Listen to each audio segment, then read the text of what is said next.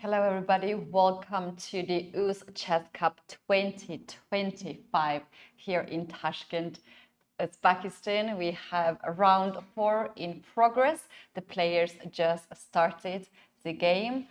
As you can see, the venue is full. We're missing a few players, but slowly we are going to have all the games starting. In the studio, we're working for you, Katy and Shahzad.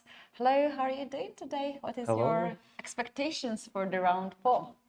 Hey, for round 4, I'm expecting today more drawish results as yesterday, but today's matchup are quite interesting. We can see two battles of India versus Uzbekistan. On the first board, we have Praggnanandhaa versus Vachier-Sindarov. And on board number 3, we have Arjun Erigaisi against Uzbekistan number 1, Nodirbek Abdusattorov. Nodirbek Abdusattorov is also a sole leader after round 3 here UzChess Cup. He has 2.5 points, and then we have 3 players trying to catch him up: Arjun Erigaisi, Sindarov, and Praggnanandhaa. So basically, those 2 matches are the top matches among the players who are leading the tournament. There is a player who still needs to score a point, Vakhidov, Shamin said. He has half a point at this point, and today he has he has an opponent, which is not easy, but Richard he can Rapport, try his best. Obviously, Richard Rapport will be trying to cover his painful loss yesterday in the end game. Very interesting day, I think, ahead of us. We also see Ivanchuk at his best to do walk in the playing venue. He enjoys to walk a lot during this event. And yeah, exciting day ahead of us. Yeah, exactly. And interestingly, you mentioned Shamsuddin Vakhidov. He didn't score a point yet.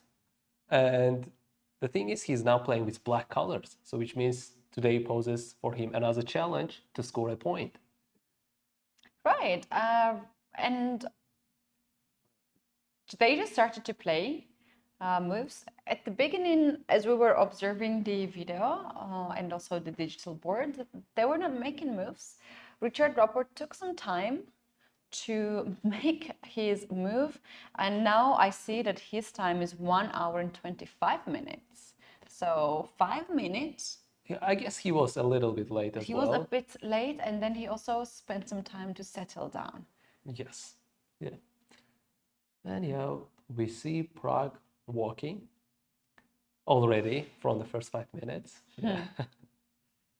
And his opponent is there, Vachier-Sindarov, thinking. And yeah, on the last board, we can see Nodirbek Yakubboev against Maghsoodloo.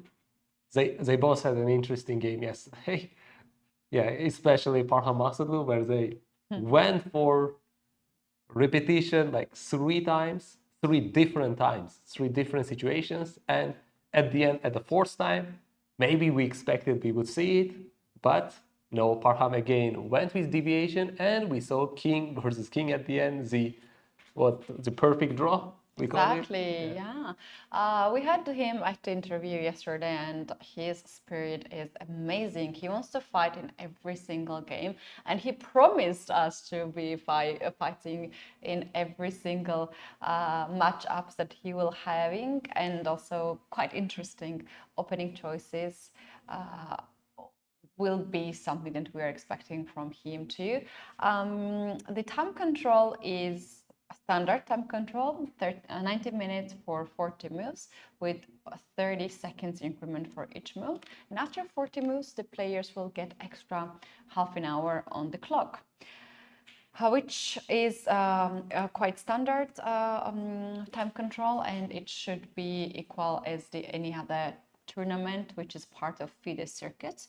The players here are also fighting to get the points for the FIDE circuit to qualify to the candidates tournament, and that's the only way to go to the World Championship match.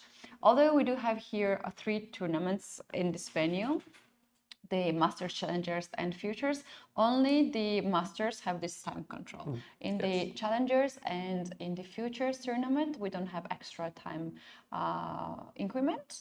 And the games are actually not finishing earlier than the Masters, so it's actually it's quite interesting scenario. I think we're ready to bring up the chessboard on the screen, and we mentioned that Pragg was walking a lot at the very beginning, and because he has very nice position and something quite unusual, we can check his game. Oh, let's have a look. Sindarov. Oh, interesting. So, d4, d5, c4, e6, we can see Queen's Gambit already on their position, and knight f3, knight f6, knight c3, c6, and there is Pragg's preparation, that is Queen going to d3, which caught probably Sindarov off the guard. Yes, well, this is not the most common moves. The most common move instead of queen to d3 is e3. e3, bishop g5, I guess, as well. Bishop g5, c takes d5 is another common move. There's g3. There's g3. Queen b3, quite popular move. And after all those moves, there's queen to d3.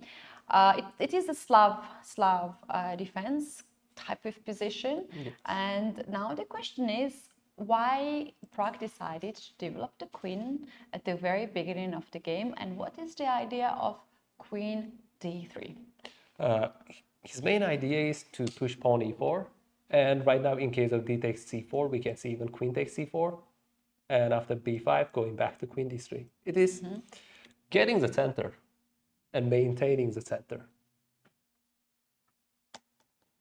Yeah, as ambitious as it sounds, he wants to control everything, and he's bringing the heaviest piece on the board right on the move 5, queen to d3. What happens if black allows white to play e4, let's say after queen to d3?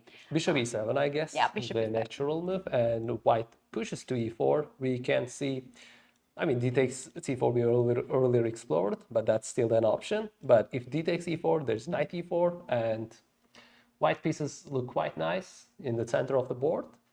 However, the plan is not necessarily clear. Maybe just white will continue with bishop e2 and castle, while black hits the center with pawn c5 soon. Probably after knight exchanges. So we can even explore those moves on the board. Bishop e2, knight e4, queen e4, and pawn to c5, immediately equalizing the game. And Sindarov right now trying to remember the opening. As we can see in the video, he's looking at the sideways and then back on the board. Yeah. He's trying to recall, so which means he's aware of this move. Yes, and also this is not a move that you see every single day, so he needs to figure it out in which position he wants to transfer the game, and where the queen will not be standing well on d3. It is interesting to see the result between these two players. They have played few games already, and the score is tied with 3 draws and 1 victory for each side in the classical chess. But obviously they have played a lot of blitz and rapid games and also online games. Yes. But according what we have right now, statistics, it is quite tie match. You don't necessarily say who is the favorite according to the games that I have played against each other. The last 3 games seems to be draw. Yeah. And I would expect maybe today's game would end up in a draw. Yeah. Yes, and Sindarov has just made the move, as we can see on the board. He is writing down, and he played knight to d7. He's ignoring the pawn on c4, and perhaps he wants to bring this knight on f6 in case of white plays e4 to trade the pieces in the center, and then to bring another knight on f6. Yes, that's possible, but we can see bishop f4 on the board. And Pragg is making the move, getting out of his chair, This taking is his very water. suspicious behavior. It seems it shows the opponent that you are my home preparation. This is not new for you. You didn't really expect this from me, and I will go for a walk now. Yes. So, I mean, bishop e7 looks quite standard.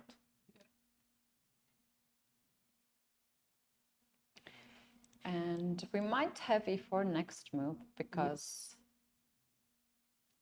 I mean, because if you don't play e4, then if you play something like e3, then your queen is on the way, and that's the square for the bishop. You need to have this bishop here. Okay, bishop f4. And here black has a choice of even striking the middle with pawn c5.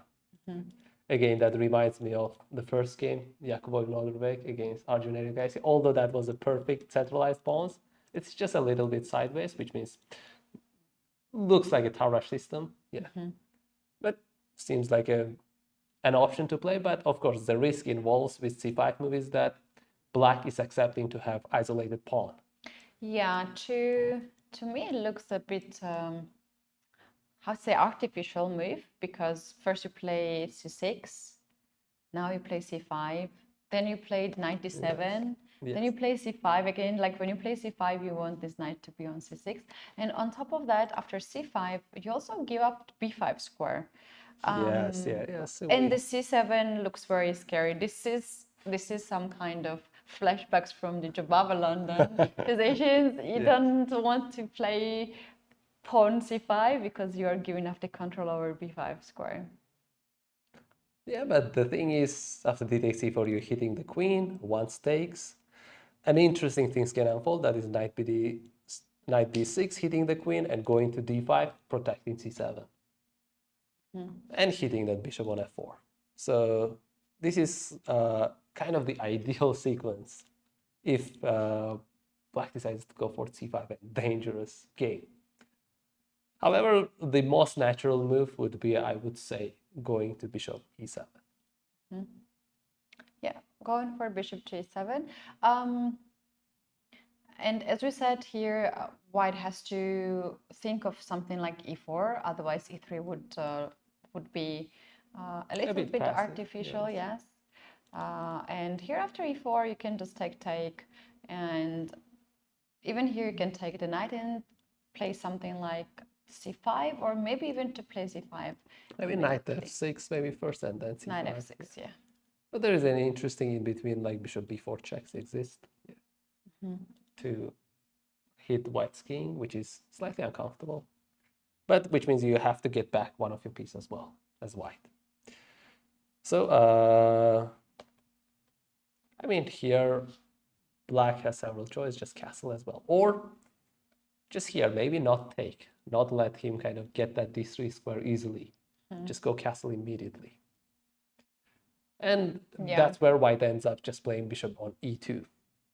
To be honest, it seems to me that it's too much simplified position for both players, and they might just carry on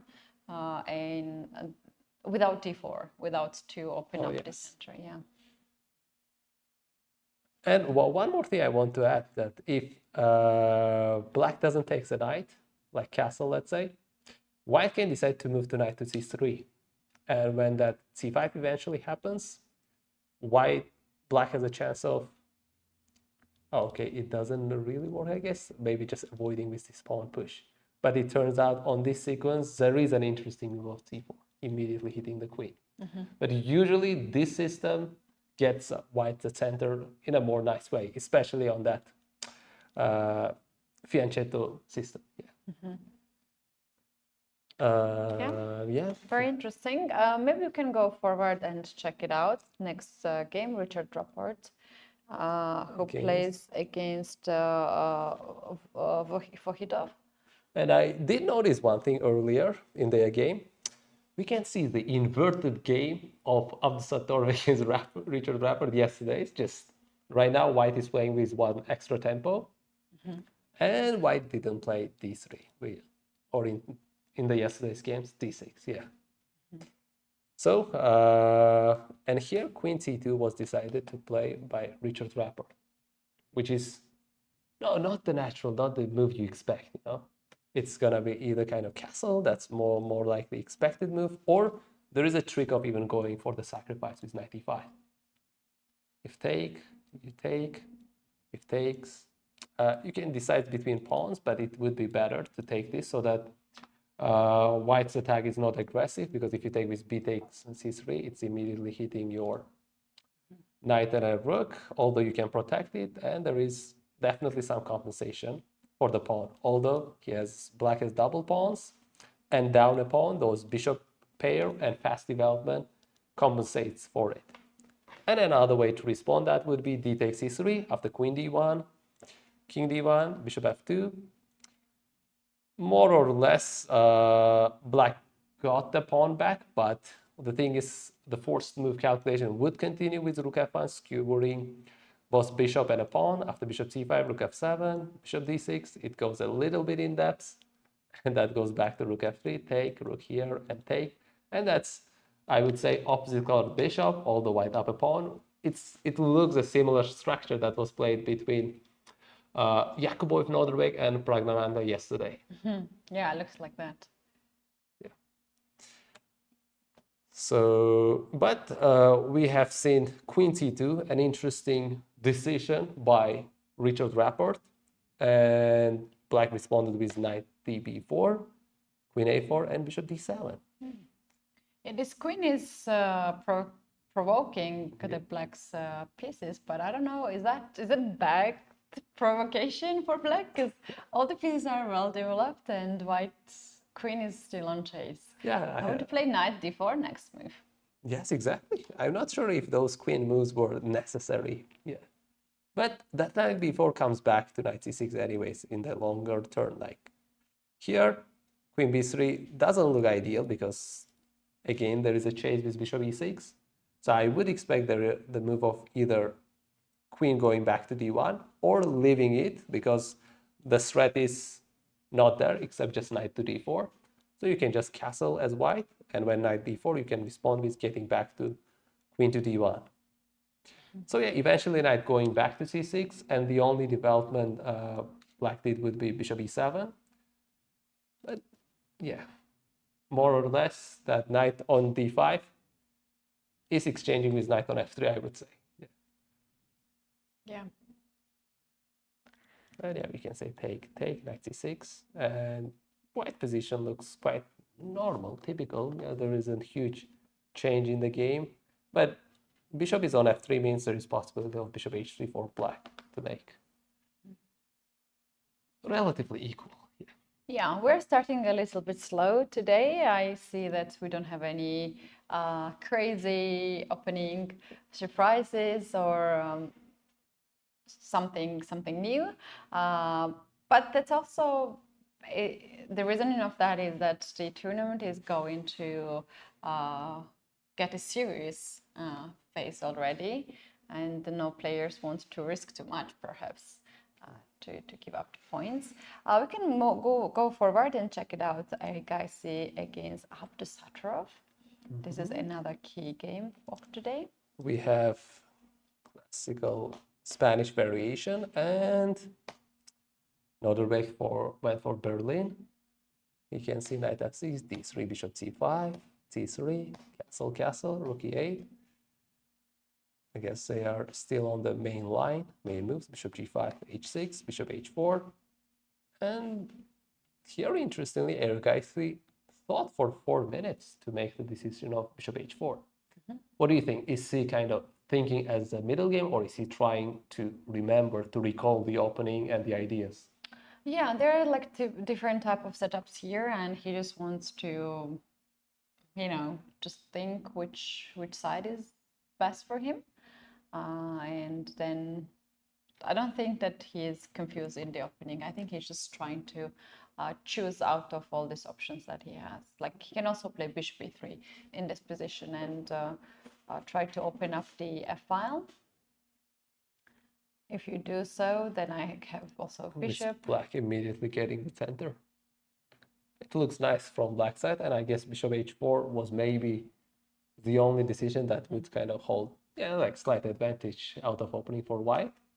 And now if we look at the clock, bishop e7, he thought for another 10 minutes to make bishop g3 decision. Okay. I guess we're out of opening, we can say, yeah. He's thinking and he's figuring out the plans that how he's gonna place his pieces. And the interesting plan on these openings, we said one of them when the pawn is on c2, that is knight c3, knight e2, knight g3, yeah, heading for f5. And on this system, another interesting plan would be knight d2, c4, e3, and f5. Yeah, looks good. So we have seen d6, and we can probably expect just knight bd2 move. He plays Oh, h3 h3, first. okay. This is actually the move that I see in database has been played often because it frees the square for bishop on h2 and also avoids knight h5 to give up the bishop, and also avoids bishop g4 type of moves, because then if this bishop comes on g4, you can't really get off the pain that easily. Yep, okay. So let's have a look at other games.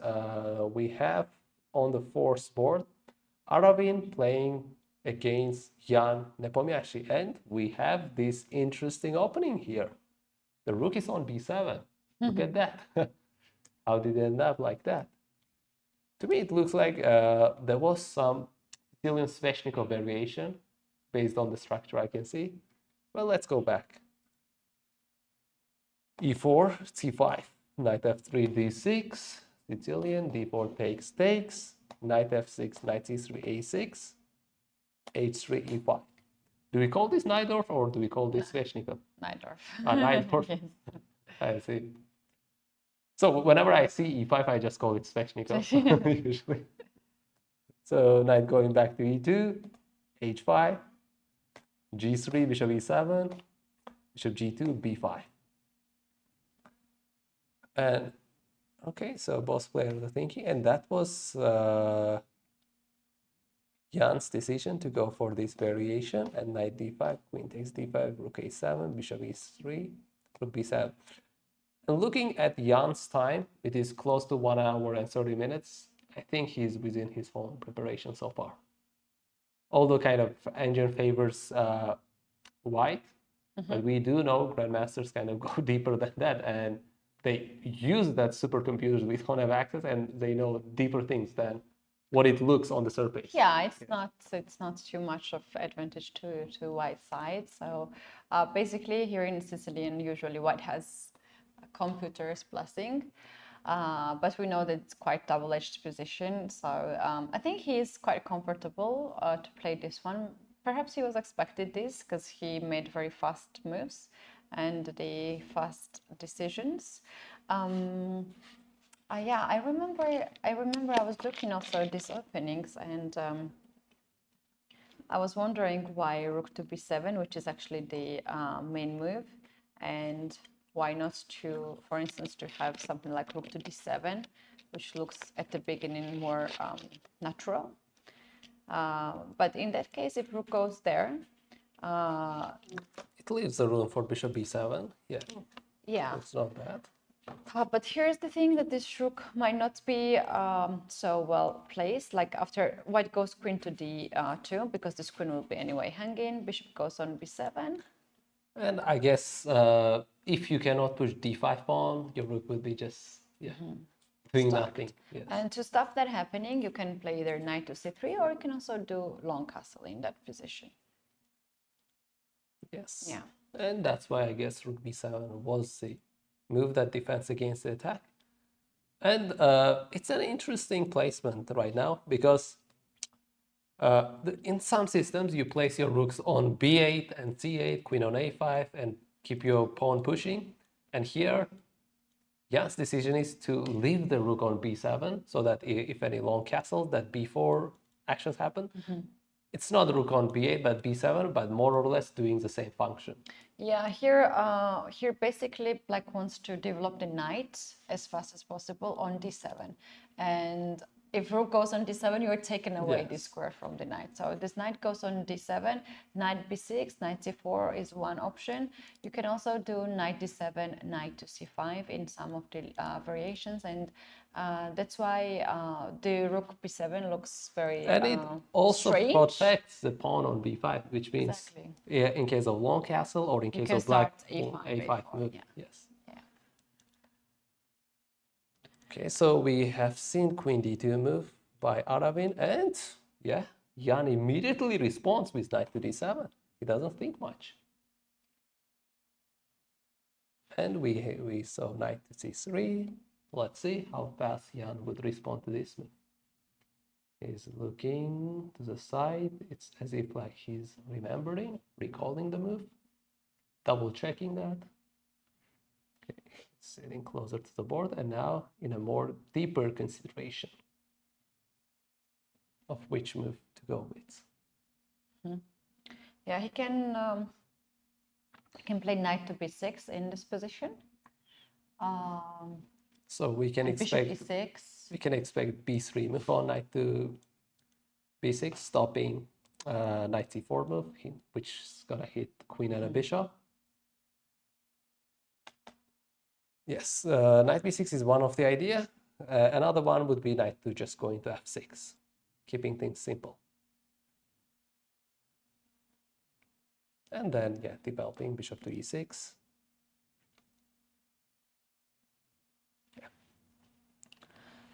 Yeah, I think he will take here some time, so this will give us extra time to move to the next and final game in the Masters. This is Yakubboev against Maghsoodloo. We can Here see we have this. Is it? The king side looks like Caro-Kann, yes. and the queen side looks like one of the differ variations, like Catalan variations. Yes, well, considering this pawn structure, and I don't see pawn on c2, there was that c4 move and take, and then bishop c4. So let's see what is the situation here. So yeah, there was a d4 move, d5, c4, c6, so it was a Slav variation. Knight f3, knight f3, knight c3 takes.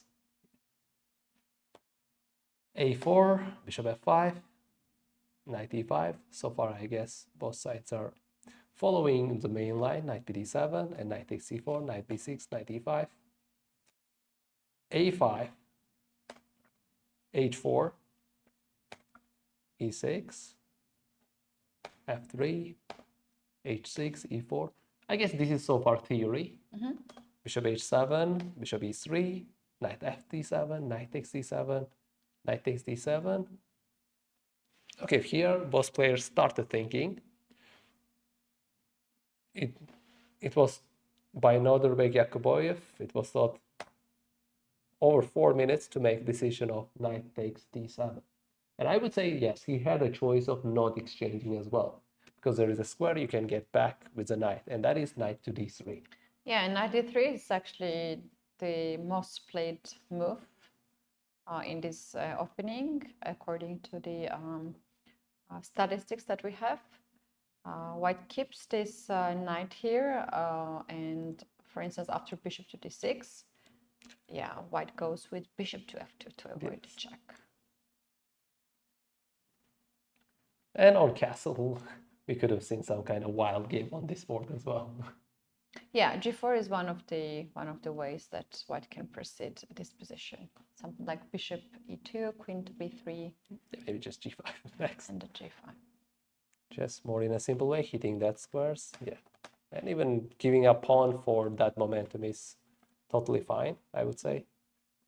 Yeah, the compensation is very decent, and the attack would be wild. But of course, we have seen more natural, I would say, sequence, more smooth one. That is knight d7, and bishop to c4. Yeah, and in this position, white might claim that the bishop on h7 is locked. You don't have any activity with this piece, and I'm happy with my structure. I can play queen to b3 next move. There's some lines where you even don't castle, you play king to f2. Okay. So that was I was about to ask. What do you say about bishop d6? Should we even respond to that? Because earlier I mentioned the move g4, but black didn't castle yet, so I'm not very sure about g4. It needs some calculation, but just looking at the position and knowing black's pieces are just sleeping, not in yet. But there is a threat of bishop g3. I'm just maybe, should you go for that? Is that all right? Because after bishop g3, you have a block. If takes, you take. Yeah, you're kind of doing all right. But at the same time, now black's decision is clear. He's not going to castle. He's going to go long castle, not this side. So yeah, considering that factor, I'm like, yeah, 50-50, Maybe I wouldn't let my king get to that soon. Yeah. But anyways, like, what would be other responses after bishop d6? The another response you can stop is just bishop f2. And after castle, like, what exactly is the plan? So you want to go g4 now? Yeah, You wasted a little bit move here with bishop f2. One move. Yeah, well, actually, the thing is, black already decided to play bishop to b4. But when I'm looking at this position, I think it would not be a bad idea to provoke g4 for black as well. But anyway, Maghsoodloo here decided bishop to b4. And basically, he's not really threatening to take this knight. He doesn't want to give up the pair of bishop. But let's say after g4, what is his idea? What he's counting on? I would say maybe queen to c7. Getting the queen to g3. And now we can see that king f2, if that really goes that way. And after castle g5 is awaiting. So I would say logically, black would go maybe for long castle. And keep the king safe onto b8.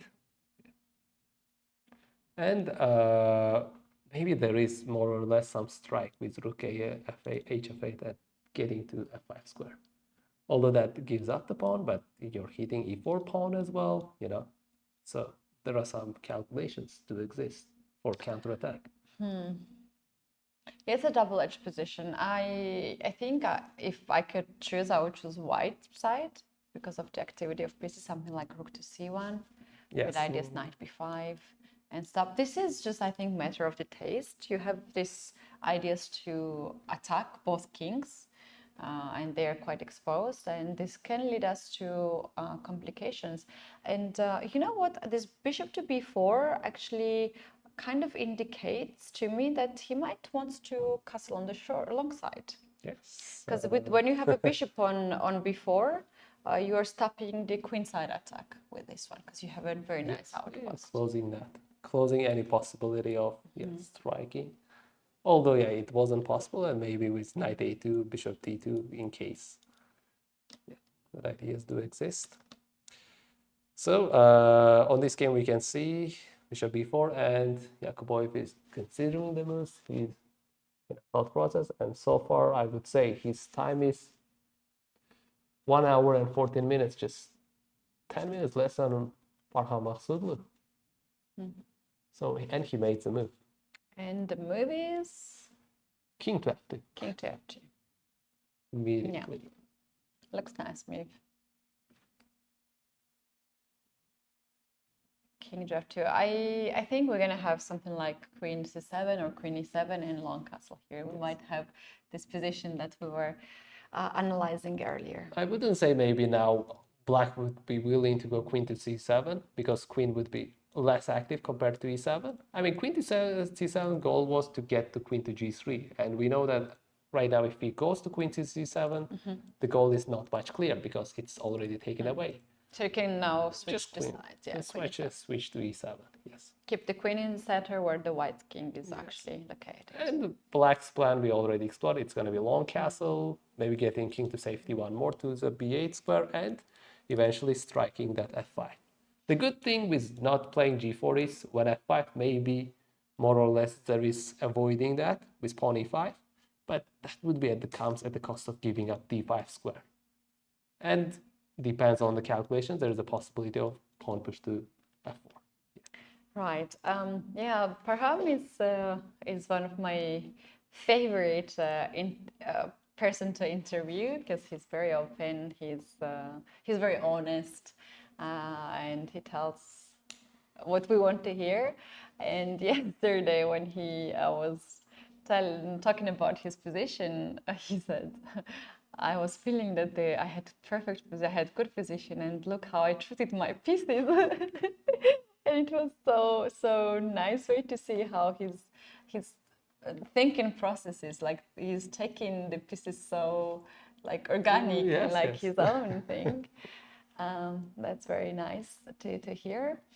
We do have some development in the game of Prague against Sindarov, and we can take a look actually what has happened there. So knight bd7, bishop f4, and a6 move. We have seen a6, e4, and d takes e4, queen takes e4, b5.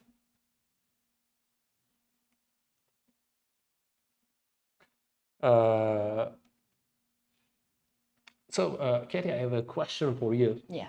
What do you think? How poisonous or how okay is it to take that c6 pawn? Because there isn't an immediate any threat, but in the meantime, your queen is kind of in the cage, you know? It doesn't have any square to get back. Yeah, I think it needs a pure calculation here. Let's make a move on the board. It might happen. And in case you can just go queen c7 and trade. Your queen looks more or less safe, but of course the natural move for black would be to go to rook a7, and the only move to go to rook a7 and to play bishop to b7. Bishop to b7. I guess you would kind of give up your e4 pawn at the end. Yeah. So, which means you're gonna end up with isolated pawn, and on the development, black is doing nicely. So I would say that pawn is not worth even to take. Yes. And another thing is that you can also just ignore everything and play bishop e7, castle, and try to trap the queen there on c6. For this move, yes. Yeah, you can't really do much about it. Just bishop e7, castle. Yeah, and try to free the knight to move around for later on. This is, I think, not worth it to take the pawns like that and to build up the whole game. Yes, exactly. What did Prague just captured it? No.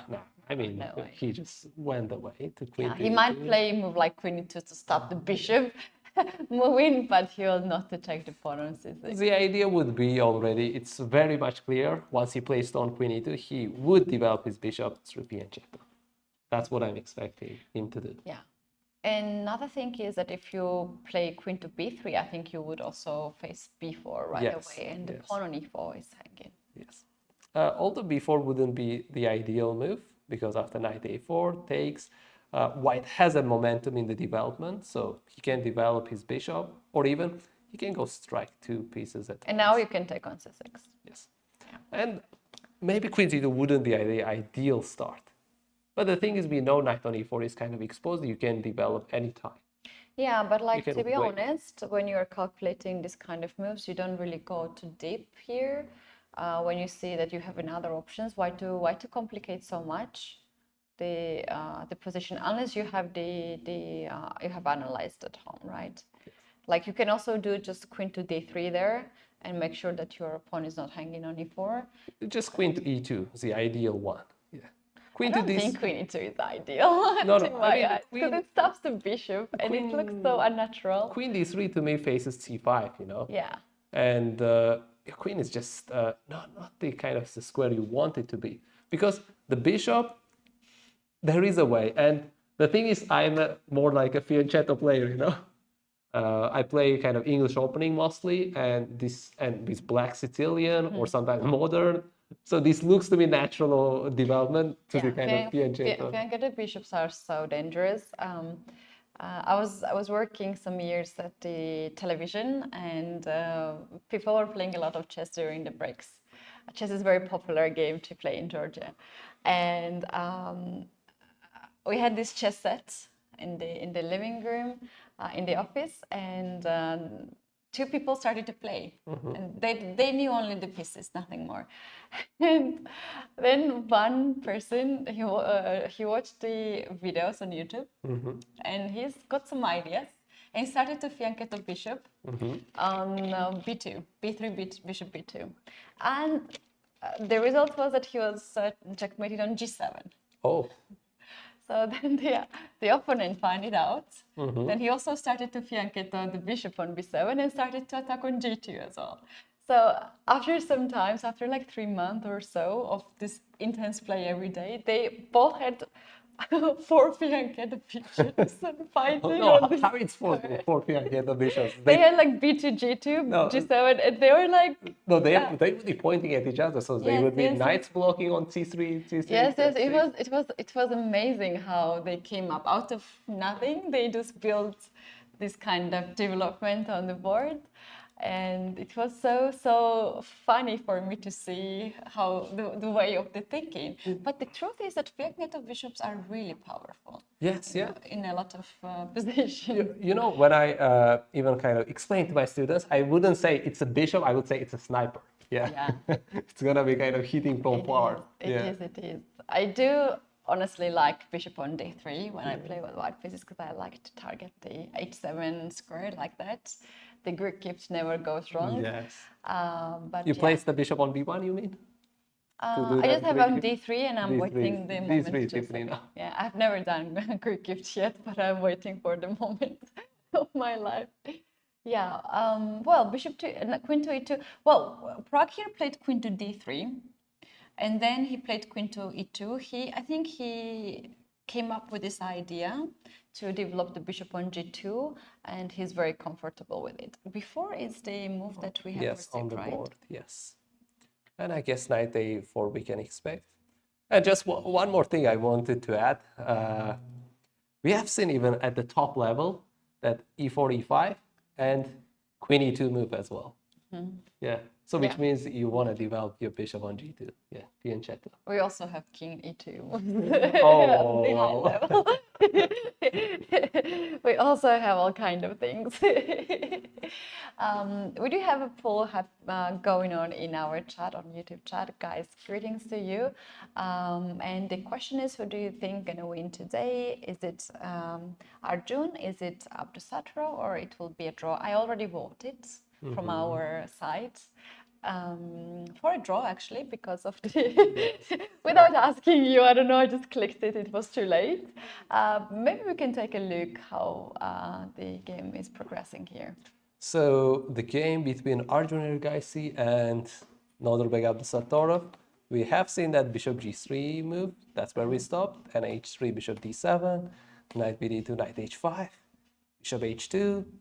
Yeah, black is threatening to get that bishop, and obviously black just went to h2 square. As you mentioned earlier, that h3 has benefit of making the square for bishop to go back.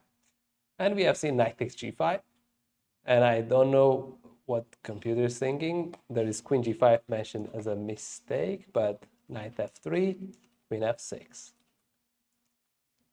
So yeah. Would you say the placement of g6 is better than f6, or you don't want that knight h4 happen if you go here? Because if queen g6, we could have seen really fast draw. There is a possibility, yes. They kind of repeat the moves. There was that possibility. And after queen f6, of course, that possibility does not exist. Yeah, that's a very good question. That's a very, very good question. I think Abdusattorov might be happy to go for a draw with queen to g6.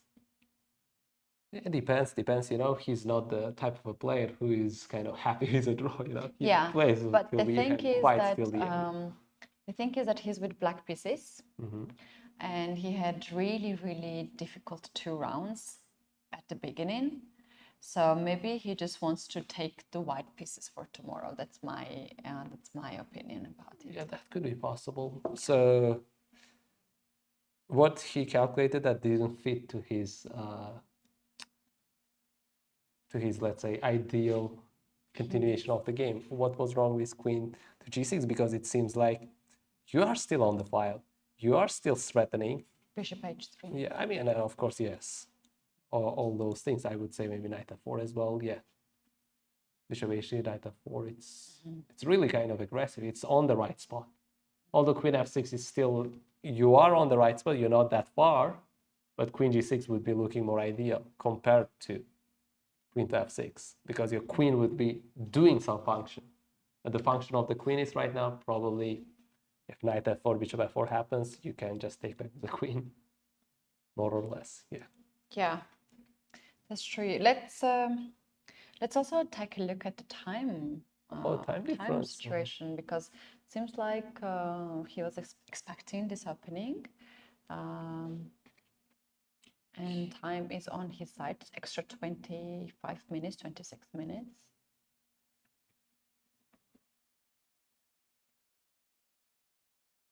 Yes, I mean, Yeah, maybe he will not take the draw. I don't know. These Yes, guys are yes. too ambitious. yeah, yes, exactly. So, yeah, I would say Abdusattorov is kind of playing for the win, even with black color. Yeah. Considering the time advantage, he's like, let's go for more, you know? Yeah. There is What he's risking, really? Like, he can just play a little bit. structure looks similar. Yeah. Yeah. If he wants the draw, he would take it maybe later. Yeah. Yeah. Although the only difference is like, okay, black has two knights, white has bishop pair, two bishops. So, but the game is relatively closed, and yeah. Okay, yeah. I don't know if you have seen this interview yesterday, but I asked him, would you take a draw if Rapport offered you in the end game, knight versus bishop? Yes. Well, I mean, the game was relatively open, and he has And king he's space like, advantage. no way, no way. And this also just shows his willingness to win the tournament in his home country. Yeah, I think he will play. I want to take back my vote. I voted for draw. How can I do it? We do have 87 votes. And we have 400 people watching. Guys, what are you doing if you're not voting? You have to go ahead and vote and let us know who do you think gonna win today, or maybe you think that it's gonna be a draw. Right now, according of what we have, I can see that the most of the people who voted believes that Arjun can win. Yeah, between Nodirbek and draw, it's like a bit tie. But as I mentioned, still not many people have voted. So go ahead, guys, and let us know. I would still likely take the result of draw in the vote. Yeah. Yeah. In the voting. Yeah. I mean, because the game structurally looks the same, and there isn't much to expect on this, but depends, you know. After 2 hours, we can see how the game unfolds, how the structure would be broken, you know. Yeah, okay. The conversation is done here because he played Queen f6. He just played Queen f6 and Rook to e1, so he didn't even consider to repeat the moves. Okay, this game is on. I would suggest to check out what is happening in the challengers, if we have any interesting game or match. Okay, first board we have Andrew Hong against Nijat Abbasov. And yeah, we have an interesting Scandinavian opening. Bishop c4, knight f6, d3, and bishop g4. Well, are you willing to develop your bishop that early in that way? I'm not willing to play d5, the first move. Let's start from there. I have never played, and I always envy people who plays that and who plays well, because I still don't understand the whole concept of it. I like the move bishop g4, actually. It kind of provocates white. You don't want to play f3 here because it weakens the diagonal, and later on it will be a huge weakness. If you play knight f3, you just pinned your own knight. Well, yes, that would be really bad. And Andrew's decision of knight e2 looks to me ideal. That is not doing either move, either f3 or knight to f3. Both looks really bad. e6, h3, bishop takes e2, queen takes e2, knight to c6. Well, castle, knight d4, queen to d1. So if you notice, Nietzsche Tapasov did give up his bishop pair. He went that bishop g4 and he took that knight on e2. Because we know if he played e6 immediately, he would have some trouble with his bishop. And now he got rid of the bishop, rid of the yes, bishop. and then he plays e6. I think it looks just fine position to me from both sides. Not very rich with the tactics usually. It is quite a slow opening, yeah, I think this game might just continue a little bit longer. So let's have a look at other games. On second board, we have Ivanchuk Vasily against Jahangir Vakhidov. And here we have seen an interesting opening, d4, knight f6, c4, g6, g3, and c5 move. And on c5, we have seen d takes c5. Oh, I have not seen d takes c5 for many years. Wow. You usually see d5 like automatically. Automatic. Wow. And on d5, we can expect either opening of what we call Benoni or Benko as well. b5, yeah. b5. Yeah, interesting. I would just wonder how much White actually thought for d takes c5. So it was done almost immediate, I guess. Yes. So it was a home to be more exact, 9 seconds. Yeah, that's too fast. Knight a6, knight c3 takes. And of course, on knight c3, White thought a little bit more. So we have, oh, look at that, knight h3 move. Knight h3. Wow. That looks interesting. Castle, knight f4. And yeah, this idea I've seen actually a couple of times, especially with black in Sicilian similar lines. Yeah. So you basically get this knight here, spend 2 moves to develop the knight, but you are looking for d5 square, which is one of the key squares in this setup. And even on f4, it's kind of stable because you cannot hit it either way. It doesn't block the light square bishop from g2 as well, so you have a constant attack on b7. So d6, castle, bishop f5, bishop e3, knight to e4. And there was a knight exchange and bishop exchanges. So we have seen a couple of exchanges, but is it safe? The thing is, there was a move of queen to d5. Yeah, I was looking at that too, but after queen to f5, do we have knight to c? Knight c5 would meet bishop c5, I would say. And take that one? Yes, I mean, the b2 pawn is exposed, so more or less, I would say it's still manageable for black because after take, I mean, rook b8 drops a7. So we might be able to see queen a5 move. I mean, if that variation unfolded. But yeah, that is kind of showing that this bishop is pointing at b2, but at the same time, queen a5 drops e7. So queen e7, bishop b2, rook a b1, okay, drops a2 pawn. So rook a d1, maybe keeping it a little bit active. But rook f8 doesn't really take e2 because knight is protecting it. It is safe. Yeah. But black's piece is activating kind of fast enough. So yeah, I think the reason of not going to that line by Ivanchuk is that they are trading too many pieces. Maybe it's not enough for him to keep it going. And he played f3, right? f3. To keep the knight. Knight went to c5. Yes. Knight c5. Rook b1 and knight to e6. Okay, an interesting decision that is doubling up the pawn on e file. But it's not a huge weakness or anything because at that moment, White is also activating his rook. Can I go queen to b3 here? I would say that's possible. And hit this pawn. Hit this pawn, b6 probably. But the question is how you exactly attack your, opponent's e6 pawn. There is queen d7 move. So, but it still looks like White has some space advantage. And yeah, could be maybe positionally slightly better on the White side, but at the same time, there are two files, two semi-open files, and one semi-open file for white. Two semi-open files for black and one semi-open files for white. So we actually can see the move on the board Ivanchuk just made, and that is knight to d5. At knight d5, he keeps the knights on the board, but black can also chase this knight and play knight to c7.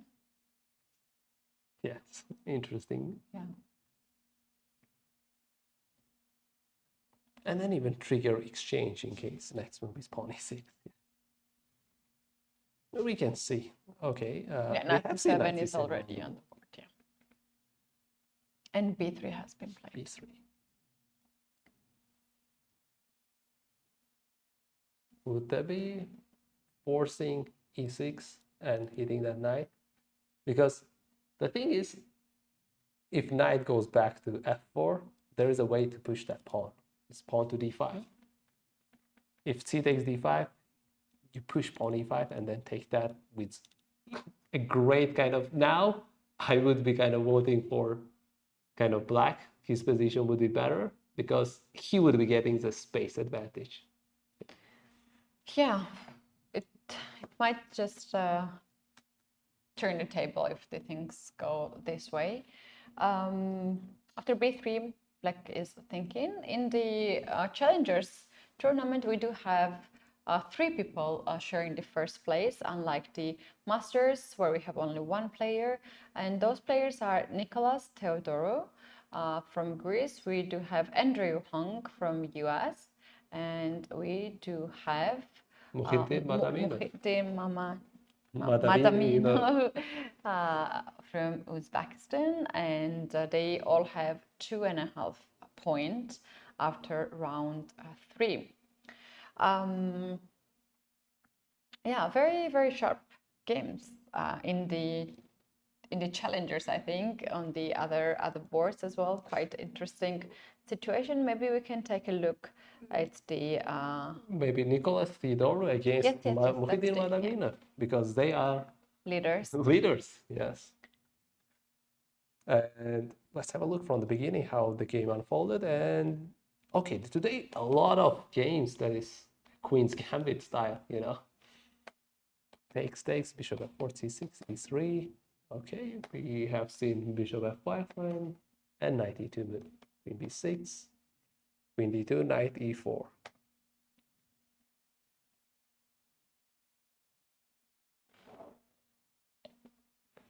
So there was an exchange of the knights, knight going to c3, bishop back to g6. Interesting. I wouldn't see queen on b6 often on these lines. I would usually see either bishop d6 move, or let's say, because there is no h3 pawn yet, you can go knight to h5 and get that bishop pair. Yeah. If bishop goes to e5, knight d7, hitting that bishop again. So you would get that bishop pair. Can I do knight g3? Oh, yeah, that's the way you kind of survive. Yeah. Takes it, but I would say you gave away so many moves for the development for black, you know. We exchanged the knights, but as a black, I was able to develop my bishop and a knight in the meantime. And the interesting decision, queen b6, and he thought for it for over 3 minutes. And we have seen queen d2 and knight e4 takes, which was relatively fast.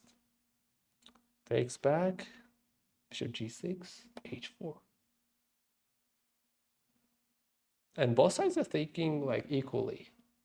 Yeah, there isn't like, I would say almost similar time. Yeah, 1 hour and 5 minutes against 1 hour and 5 minutes.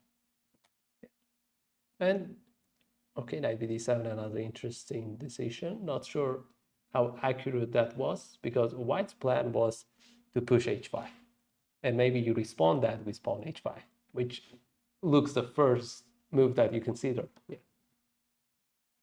That he played knight to bd7, h5, and bishop to f5.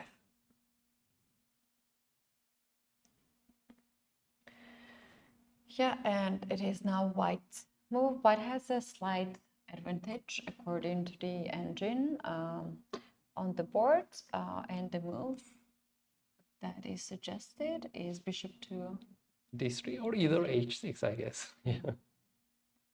It looks to me interesting. And yeah, we can see, yeah, according to engines, there is a slight edge for white.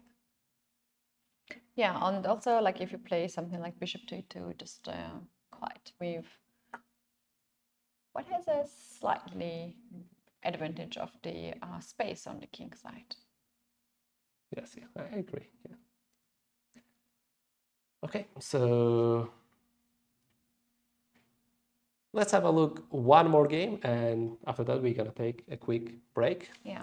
And that game would be against Makun versus Tokhorjanova Glurukhbegim.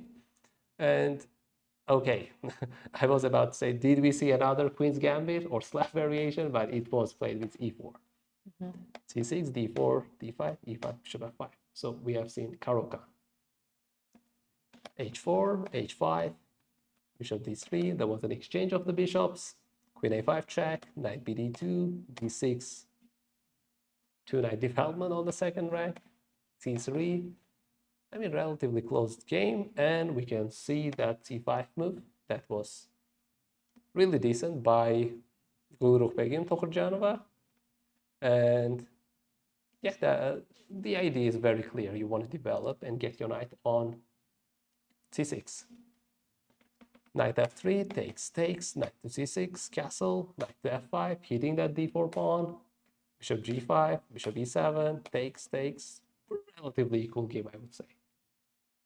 But d4 is, what do you say? Would that be black's long-term target? Yeah, because both knight from c6 and knight from f5 can just look for that pawn. And there's also the idea of rook to c8 and rook to c4 to increase even further pressure together with the queen on b6. So I think black has no issues in this position.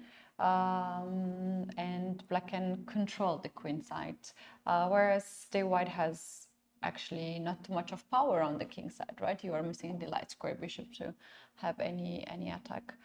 I was just thinking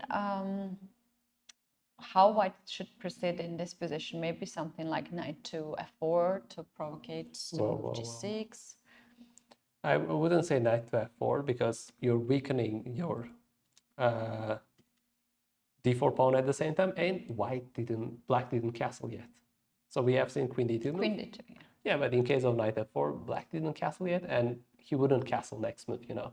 Yeah, that was my point, not to castle. Yes, the rook c8 and rook c4 seems probably fine to do with black in the case of knight f4. So we have seen queen to d2 move.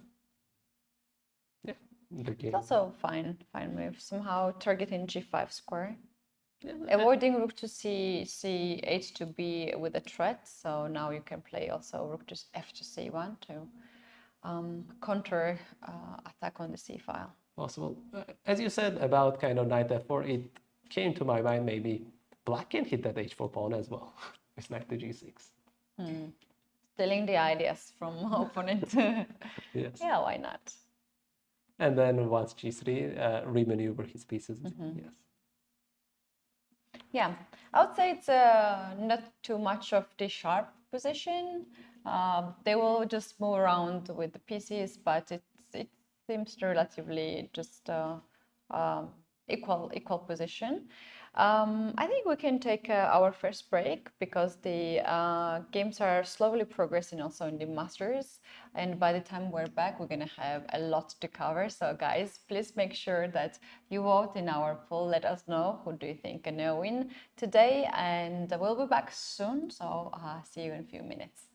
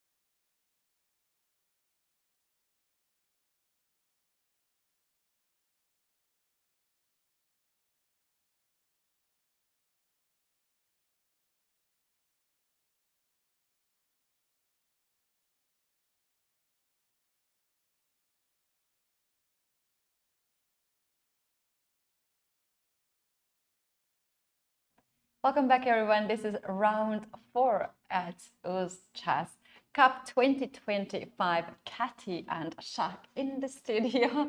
I shortened your name as you told me. Today we started a little bit slow, but I think the games are developing in a really nice way. And so far, none of the players are going to make fast draws, which is really good for us to have fighting games. And maybe we can take a look at the game that we have on the screen. This is Arjun Erigaisi, first seeded in the tournament against Abdusattorov, who is the sole leader after round 3. We have seen this game earlier, but I think we have quite a development. Yes, we have into the moment that the game was about to go for perpetual and draw, but Abdusattorov refused and kept going with queen f6 move for further game. And rook e1, a6, bishop c4, knight f4. Okay, the knight did go to f4 to hit that g2 and h3 to do the common idea. And we have seen d4 move. Arjun Erigaisi trying to break into the center. After rook a8, bishop f4. Okay. White is giving back that bishop pair. Yeah, but to be honest, the knight on f4 was very strong piece. Yes, was making so much troubles for the white pawn structures. G2, h3 was under the constant threat. So there was a decision of white to somehow eliminate this knight. Yes, exactly. And besides that, queen cannot move right now to make a room for the rook, because there is a tactic of knight h3. I mean, knight takes h3 and hitting that queen f3 discoveries. So this is more or less kind of made the square for the queen to move and to get his a1 rook into the game. And after queen f4, we can see that queen to c1 move, which is offering to a trade, and Abdusattorov, being Abdusattorov, refused that. Yes. And queen f6, queen going to e3. Here is an interesting thing. I thought maybe queen has to place itself on e2, maybe, yes. Maybe we can go back to bishop f1 with white, but white decided to go for an interesting placement of the queen that is on e3. And we have seen knight e6, and the plan is simple, I would say. Getting another knight to f4. Yeah. That's pretty annoying plan, I think, to white, because white has no any other dark square bishop to control it. Is it time to change the pawn structure here? Shall I take the pawn on e5? Maybe white? You can try, because your queen is on e3 for a reason, I think.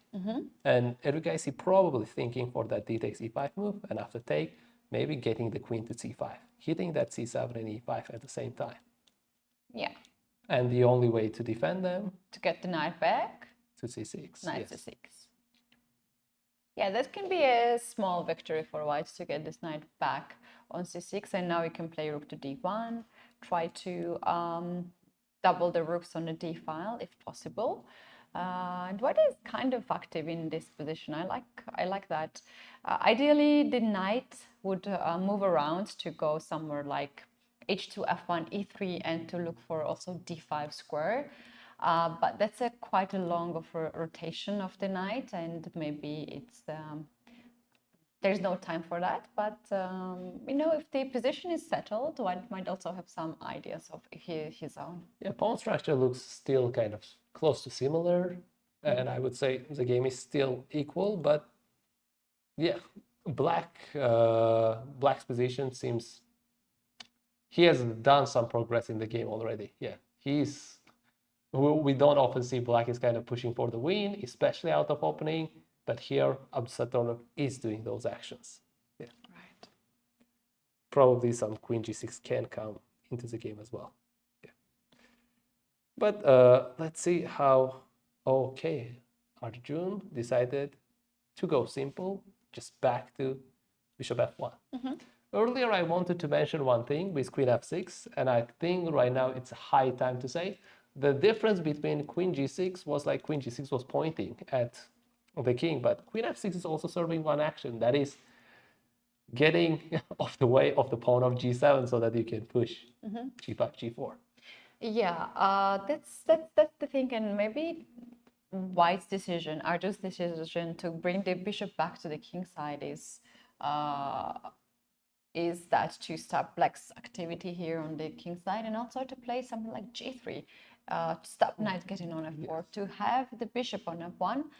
That assures that the pawn on h3 is now not hanging, so you can do that, and he's keeping the bishop on the king side to make sure that things are protected.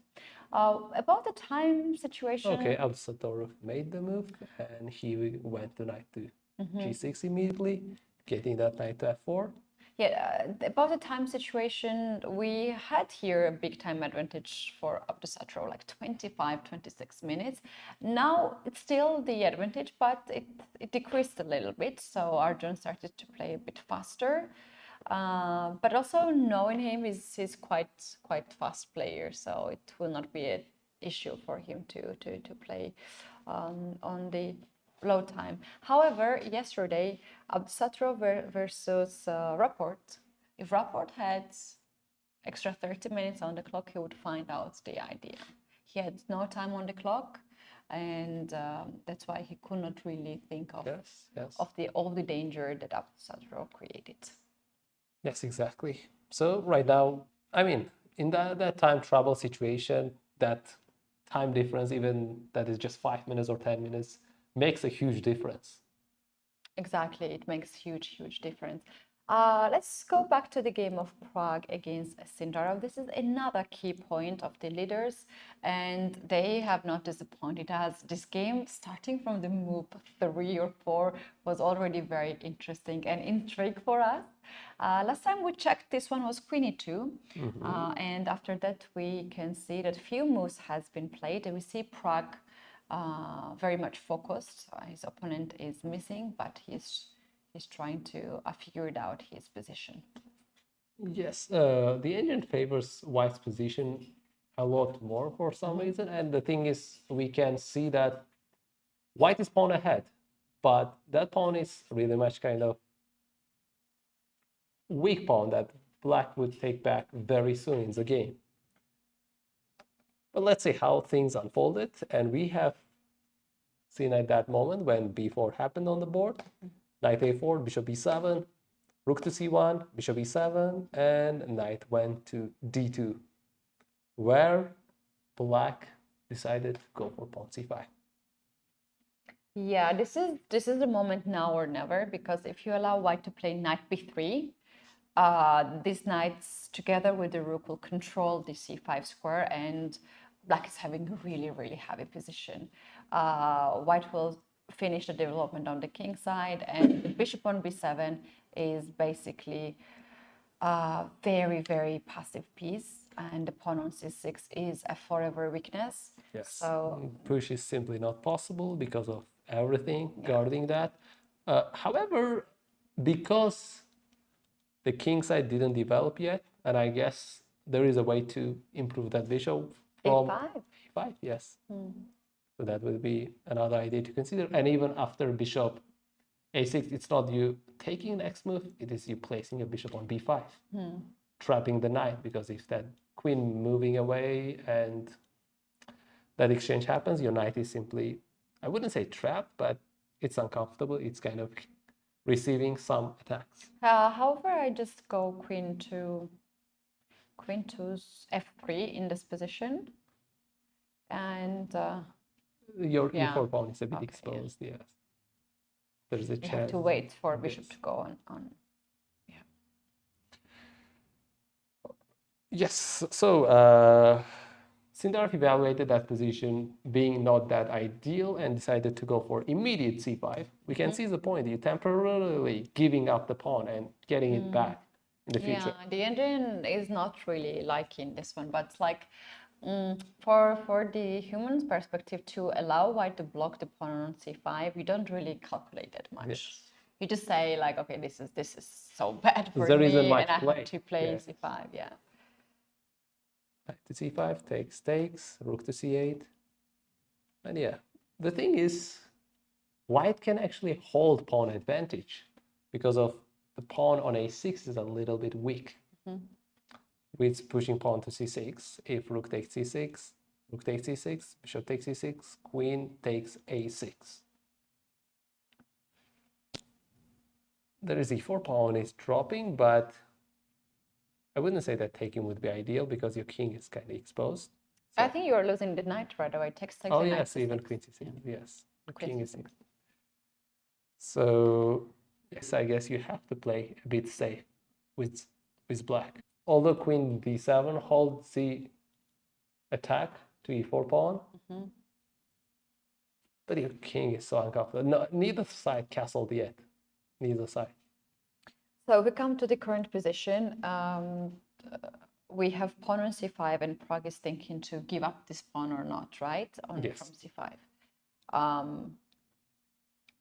His body posture says that he's ready to make the move now. And yeah, it looks so natural to me to play c6, right? To trade. I mean, that's one way, but I would say rook d1 is another tricky move he can go for. You see, it's like that taking pawn immediately would be not ideal because you are threatening to open up that knight and to open up, I mean, to move away the knight, to open up your rook, to hit his queen. Yes, that looks like it's. There is it's another move there, bishop e3 to hold the pawn on c3 to give up the e4 pawn. E4. But you are also getting back a6 pawn. Yes, but in the meantime, I guess knight d7 would increase amount of attackers to that c5 pawn. Yeah. And more or less, you cannot hold it. Well, I can hold with knight b3, but I'm giving up e4 pawn. Yes. And maybe he has to make decision now which pawn is more important to give up. Yeah, I would say bishop e3 is a bit not ideal because bishop on f4 is active itself. Yeah, it's going from being attacker to the defender. So probably Prague is maybe considering between those two choices because rook d1, you have to figure out what to do with black, and it's not that easy. It could be going to queen to d4 as well. But Prague is considering whether he wants to go that dangerous rook d1 move or just c6, which looks a lot more stable, I would say.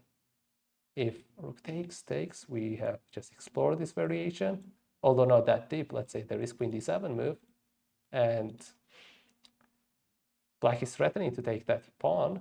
Not really, because if you, or you do. I mean, you're safe on the back, right? Yeah. I was thinking of... Oh, wait a second, bishop b5, yeah. Yeah.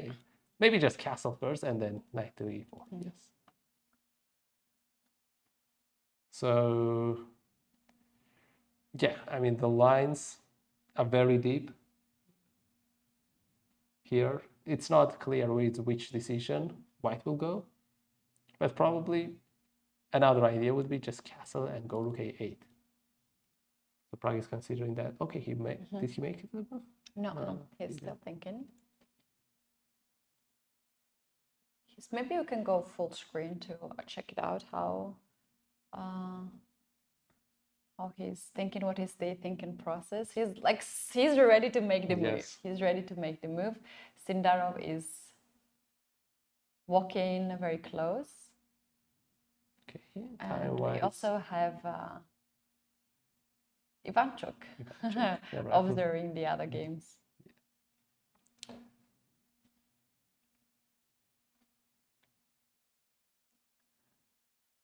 What do you say on this position? How easy or how hard it is to find knight c4 move? Because I just looked at the engine and it turns out knight c4 has some advantage for white. The goal is you want to go to knight to d6 in case of take, and then you want to stop black from castling. So we're talking about the long sequence of the variation and then to see knight to c4, right? Yes. If we have this position and if white has to find in one move, of course it's easy to find, but if white has to find this when the pawn is still on c5 and we have totally different position, it might be weird to find. Because there is the pawn on c5 and He's threatening and immediately kind of getting the piece with knight to e5. So the point is kind of clear what white wants to do, but at the same time you're giving up that pawn back, and the thing is you are getting the advantage. After take, you can choose either way.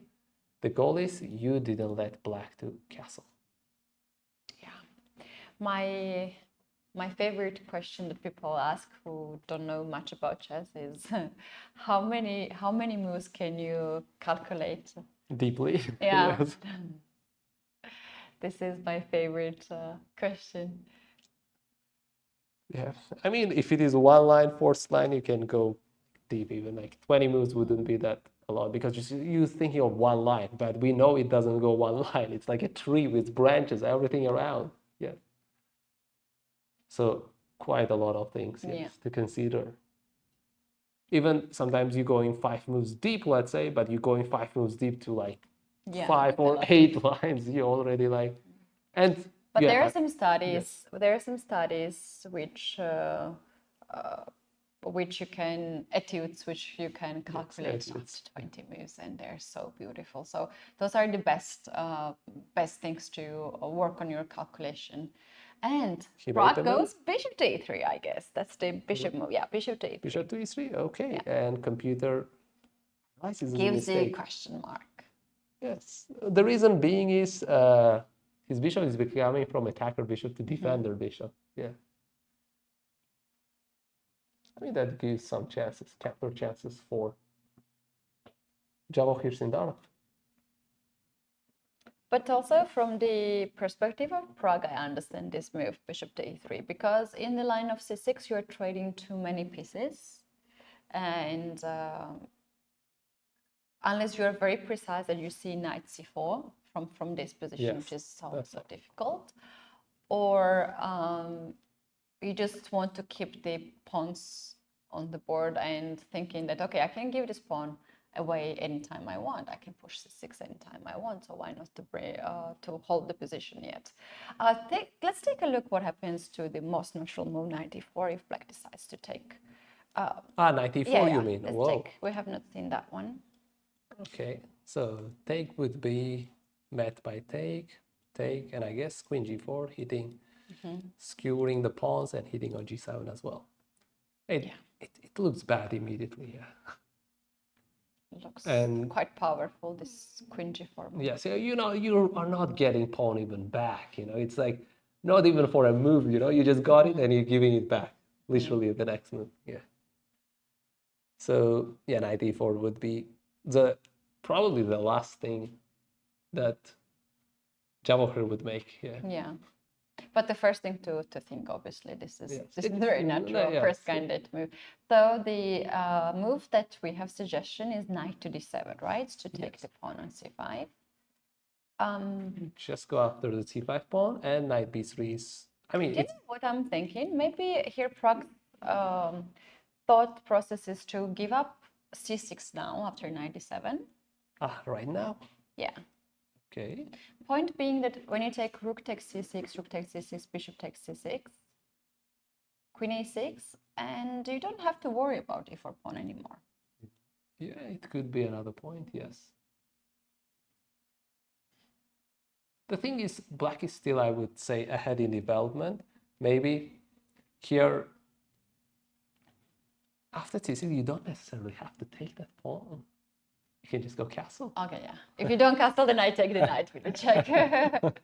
Yes. Yeah, castle is a good move. He just castles, like, he's ahead in development. He can take that pawn next to white to rush. And then the line is said would unfold, but black is already one extra move.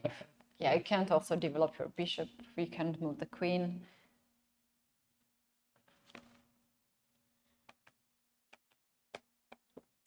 So, but the thing is, because there is queen g4 move, I would say still knight b3 is possible, letting that e4 pawn takes, and there is a queen g4 hitting these pawns at this pawn and a bishop at once, and that b4 pawn.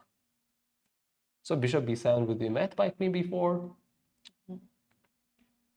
Any bishop move would be met by queen to b4. So to stop that is actually you should give up your g7 pawn with knight f6. That is going to be protecting your bishop and hitting his queen. And although you're giving up a pawn, and that would be another way that is kind of a poisonous pawn because you're taking back g2 pawn for g7. Yeah. Oh, powerful.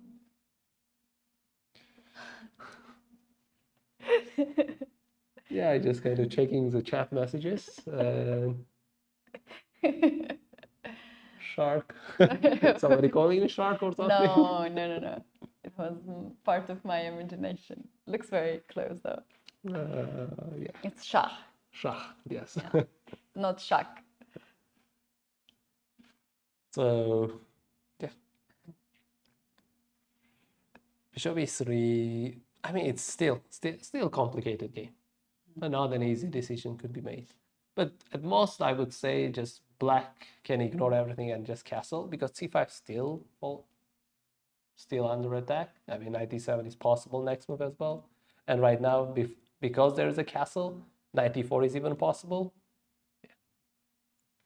So, yeah, it's not an easy game for either side. Yeah, quite even position, where both sides actually are trying their best to hold the game. All right, we can go forward and check out the next game. Very interesting scenario, Yakubboev against Parham. We have not seen this game for some time, so let's see what has happened. So there is a short castle I see, and there is a g4 move that's played, and we can see bishop to g8, and that is mistake by Parham. Okay, let's go back. King h8, bishop g8. It's it's a bit of an interesting maneuvering here. He has some deep ideas, I guess, with that, to play f5 or something like that. Probably maybe just f6, not f5. Like if you pass here the move. Okay, let's pass it with smartly with rook h2 maybe. Yeah. And the f5 is the and you want to take, yes. Yeah, the threat is kind of real. Yeah, it turns out. Okay, so for that reason, Yakubboev should accurately protect his bishop to respond at f5 effectively. Rook c1 looks to me a very logical move to develop the rook. And to target the pawn also on c6, protect his bishop. I wonder how white is going to attack on the king side. Is there g5 next move? Probably I would say maybe maneuvering the knight, first, yes, and then hitting g5. Yeah, knight g3 first, yeah, so that there is not even h5 move. And then in the future, even threatening, and the knight can find its spot on f5. Oh, we need to get back right away to Sindarov against Praggnanandhaa, because there is a move that we consider not to be the best one after bishop e3. Whoa. We have knight e4 with the 2 question marks. 2 question marks. Okay, how bad? I told you this is the logical, natural move. I mean, he's willingly giving up b4 pawn. We didn't go as deep as these guys probably, but let me see.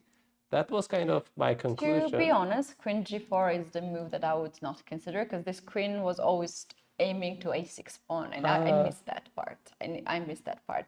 What is the chance that Sindarov outlooked at queen g4?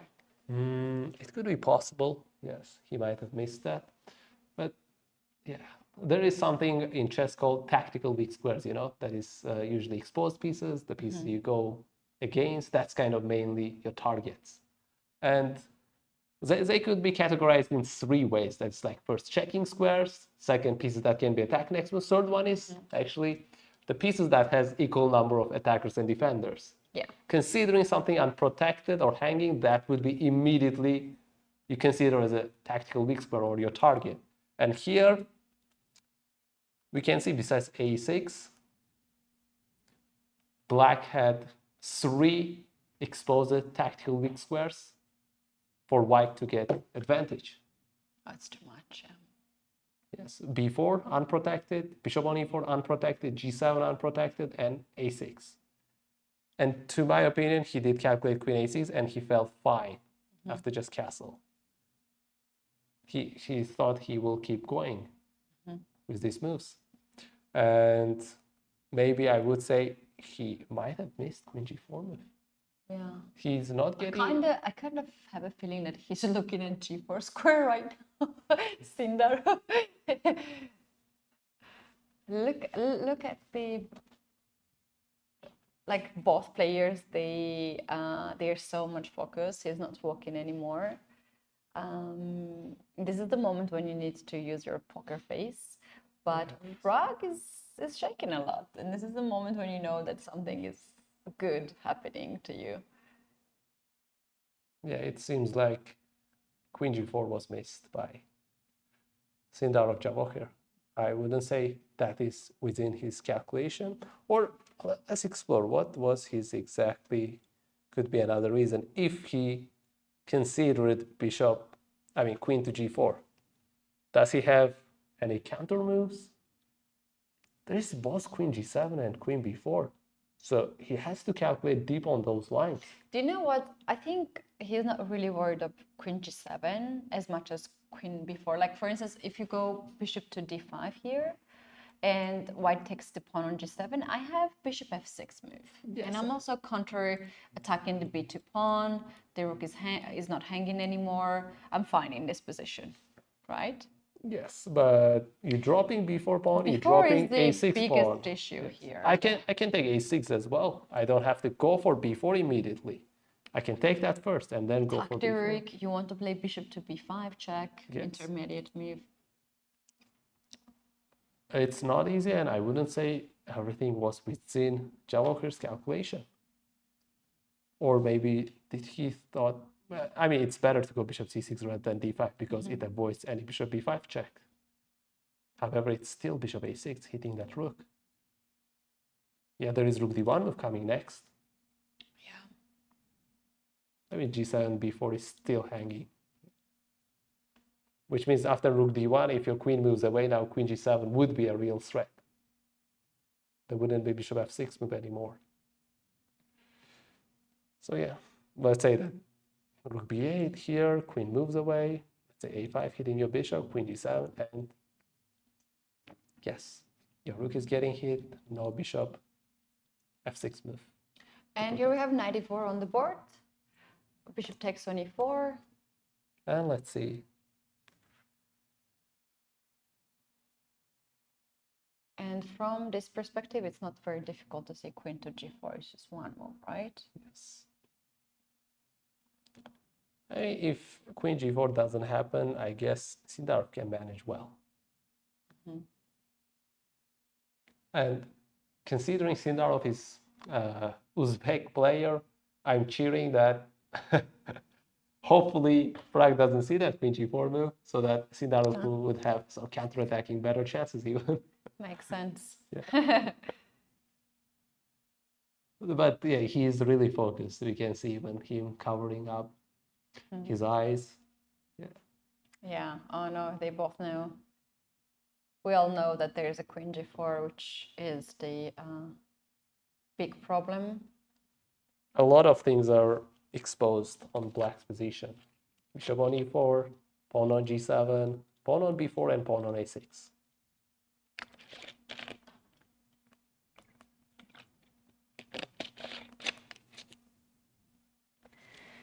And Pragg is about to make the move. Then he stopped. What are you doing at this moment when you see the opponent's good move? I always pray. Please, God, no, please, no. Yeah, same. Oh, queen to g4 has been played. Yeah, look at this, and he gave a big glance and stare. Yes, he's Praggnanandhaa, he knows it's better now. Yes. Very important move. Too many pieces are hanging in the black's position. We mentioned g7, pawn on b4, a6, and the bishop as well. And you know what is the worst situation for the chess players? When you have just blundered and then you have all the attention of the other players. So they will all come there and look. The blunder, this is even the worst thing. Yeah, things are very uneasy for Jawahir Sindarov now. Sindarov is a great player. The games he had, first round, second round, also yesterday, he showed his best. He showed the best preparation so far, and he also had really good mood. Unfortunate things like this happen. It was such an easy blunder, right? Just two moves. This happened, I think, because he knew that it was equal position. He got out of the troubles, and then maybe he just relaxed a little bit too much.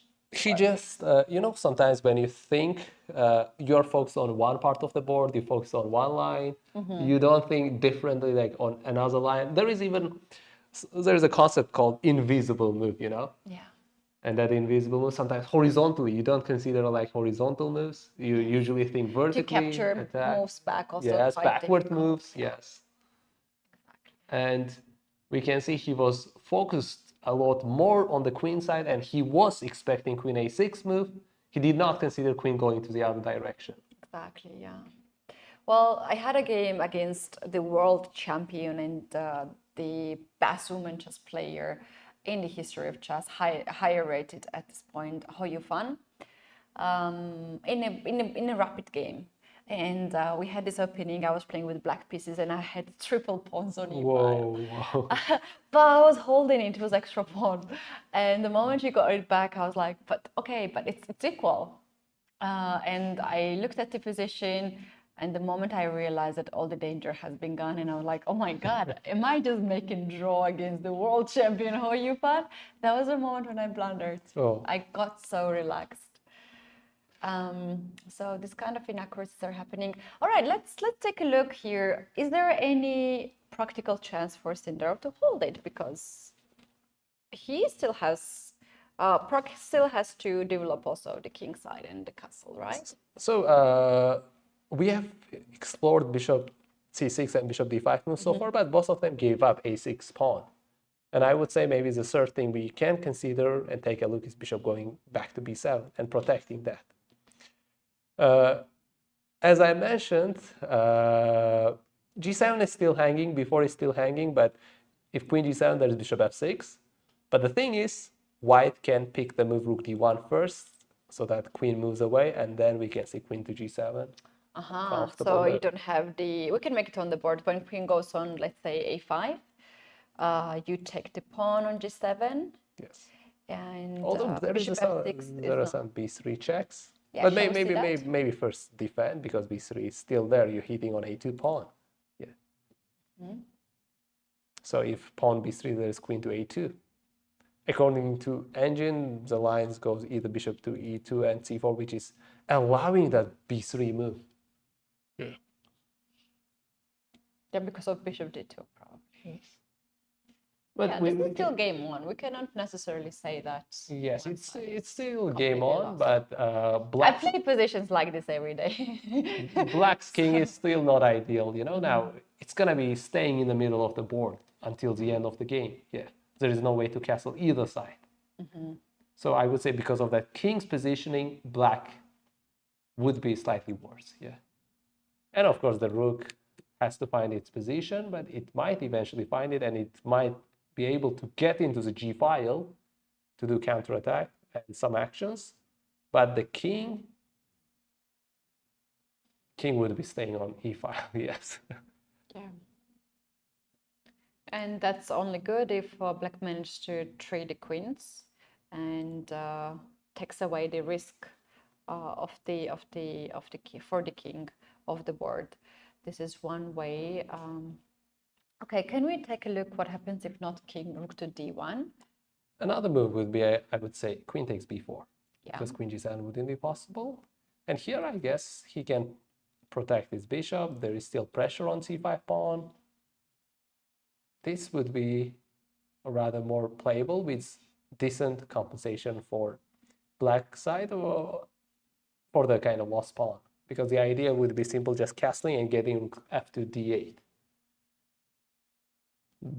And here, because bishop on b7 exists, it is snipering from b7 to h1. Bishop on f1 wouldn't be able to move for a while. Yeah. So yeah, maybe f3 move would be played by white, and then bishop e2, so that the castle can be manageable. So yeah, here. So that's interesting. Bishop e7 seems to be the move, the best choice suggested by the engine, to make sure that you are not dropping a6 pawn with a 10 pawn. Okay, right now, if I look at the engine says even bishop c6 at the top. Yeah, similar. Mm-hmm. Yeah. We can maybe follow this line, bishop to c6. That's bishop not takes on humanly natural lines, I would say, and h5. And h5. But still, I wouldn't say humanly natural. Yeah. Queen to c4. c4, rook to b8, bishop f4. Whoa. Your rook is quite not in a, and castle, and then give up the exchange. Wow. Okay. And I think I like the previous position yes. better with the bishop to b7. Bishop to b7, you're not giving up anything. Mm-hmm. I mean, you're just giving up a pawn.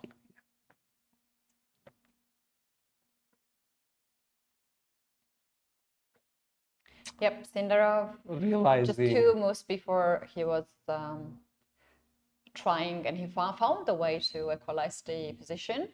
And then he had to make that knight d7 key move actually to equalize, and he took an. Right now we can see from his facial expression and overall posture and everything, he did miss that queen g4 move, and right now he's considering of how to fight back. He's considering the lines. He's considering what kind of hopes exist on this position.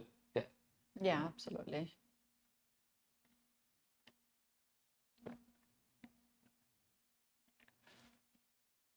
Okay, so in the meantime, we can have a look at how other games are developing. I would suggest to go to Aravindh against Nepomniachtchi. Okay, so we do have some moves on the board already since last time, and knight bd7 was played. Knight c3, knight f6. So yeah, it's not necessarily on b6, but f6. a3, a5, b4, bishop going to e6, castle, castle. Yeah, it looked kind of quite nice for both sides. Yeah, but black even managed to complete his development. Yeah. What do you say? How strange is pawn on h5? It's okay. This pawn is just fine because there's no way that white will attack the pawn.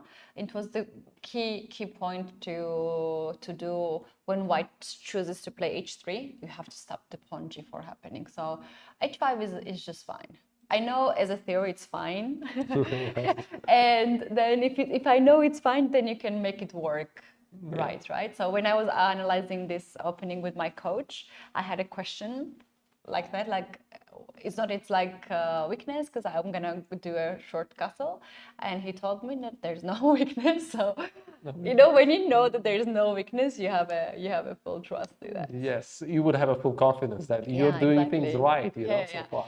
It's so important to have the coach who can just give you this kind of evaluations of the position and the perspective of the position. A lot of openings in Sicilian, open Sicilian and closed Sicilian. I was thinking that my opponent has this attack, and I was not feeling comfortable with that, and I thought that I was losing. But even just one word telling me that there's no danger for you, and one idea how to stop the attack just changed the whole perspective of the opening. And you talked about Sicilian, and I want to add to it, not necessarily with this variation, but on Sicilian Dragon. When you feel your opponent's attack is coming, and you always know there is somewhere you can go that rook to c3 is sacrificed. You also have your own ideas. So it's very important to know the openings, not by heart, by memorizing it, but by structure and ideas. Yes. That's very important. So those people who have the luxury to have a chess coach, they have this understanding Yes. of the structures. So we can continue the game where king h2 happened and a takes b4. It opened up the a file, but I would say the a file would be serving more for white rather than black. So a takes b4, queen to c7, rook to c1, but this has a point as well because c2 pawn looks backwards pawn, takes, bishop d7, rook to a6, yes, exactly. There is some risk, there is some benefit, but a file would be serving for black, and d6 pawn that bishop has to look after. It became slightly liability. Queen c4 happened on the board, and right now white is thinking. Yeah, a file is in a complete control of the white, and the thing is white has that c2 backwards pawn. There are some on the evaluation you have your good side, you have your bad side. Yeah.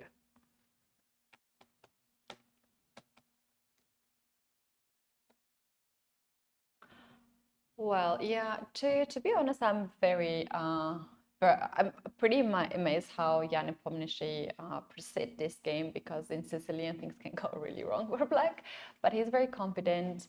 He's also good on time, and very often we can see who feels better in the position just looking at the time situation. Aravindh is down to 24 minutes at this point, and this is move 23, so Yes, 17 more moves to be played. Not necessarily that he has worse position or anything, even Engine Bar actually prefers here white. But we can say that the position might be equal, not draw, equal. Shall we take a look what the engine suggests, because we have this luxury to have the third commentator in the room, and it suggests bishop to f1 to chase the queen. Queen goes to e4, I think. Yeah. e4. Shall we just check what happens if queen goes on c7? c7 back. Yes. Okay. And I guess this is a time, this is a chance, but it comes at a risk as well again to go for c4. You're getting rid of your backwards pawn, but you are having isolated pawn on b4 and maybe on d5 as well. Yeah, because d5 looks slightly weak as well. But I guess it comes down to the point that after rook c4, queen goes to b8, there is maybe some, I'm considering rook h6 move. No? Oh, love that. Although Engine didn't like it a lot, but rook h6 is humanly something you would consider. I love that. Yes. Oh, I love that. I would play that move. Because I told you my obsession about giving up the exchange. Yeah, I mean, the line doesn't look too much complicated. Your plan is kind of simple. You takes, where you want to move away with that rook. If rook c7, oh, that would be the dream, you know? You just go to queen e5 and keep pushing the pawn. b5. Yes. Yeah, and then you can get this rook also somewhere, rook a4, bishop to c4, chase after f7 pawn. This is so good position. So that's why after bishop to f1, the engine was suggesting to keep the queen here in the center, queen to e4. So basically you are avoiding c4 to be played. But I would still consider going to c4. But it's pawn sacrifice. It's pawn sacrifice. It's kind of slightly different positions can unveil, I would say, because I'm still kind of looking how I can kind of implement that rook c6 idea. And the goal with c4 is he takes, you go bishop g2, he moves away with his queen somewhere, let's say f5 or g6, then you go rook c6. Oh yeah, that's very powerful. That's also very interesting. Two connected passed pawns basically you're gonna have. Yeah. So takes, and you're taking rook b5, but the thing is, okay, it's not, it wouldn't be too connected. Yeah, so here black would have a chance to stop it. But I feel still white's idea is still more clear. He knows what to do, and that is to progress those two pawns. Black's what is your bet? Do we see rook to c6 in this game? Aravindh is thinking. He's maybe considering that, but it doesn't look clear from now. And the another idea is not actually pushing pawn to c4, just going even bishop d3 makes sense. Yeah, which results in just queen trade. White's pieces are active, the rook is active, the bishops are active, compared to black's bishop, which is kind of serving as a defender of d6 pawn. So white would be still holding a slight edge and getting another rook onto a file. Yeah. Yeah, very interesting position. Let's see if Aravindh will go ahead with that line. It is his move now. He has 20 minutes at this point and 17 more moves to be played. I think he is very comfortable in this position. Look at this. He's calculating some lines. And once you get the advantage on the clock, you can, in the position, you can actually make the moves faster. A very interesting scenario in the game of Erigaisi and Abdusattorov. We can go there. The structure has been changed drastically. We might even not recognize this position. So maybe you can take a look from the moment we stopped this position. So we stopped at knight e7, bishop f1, and knight to g6. So Erigaisi responded with king to h2, after which Abdusattorov decided to take the pawn and open up the e file to hit.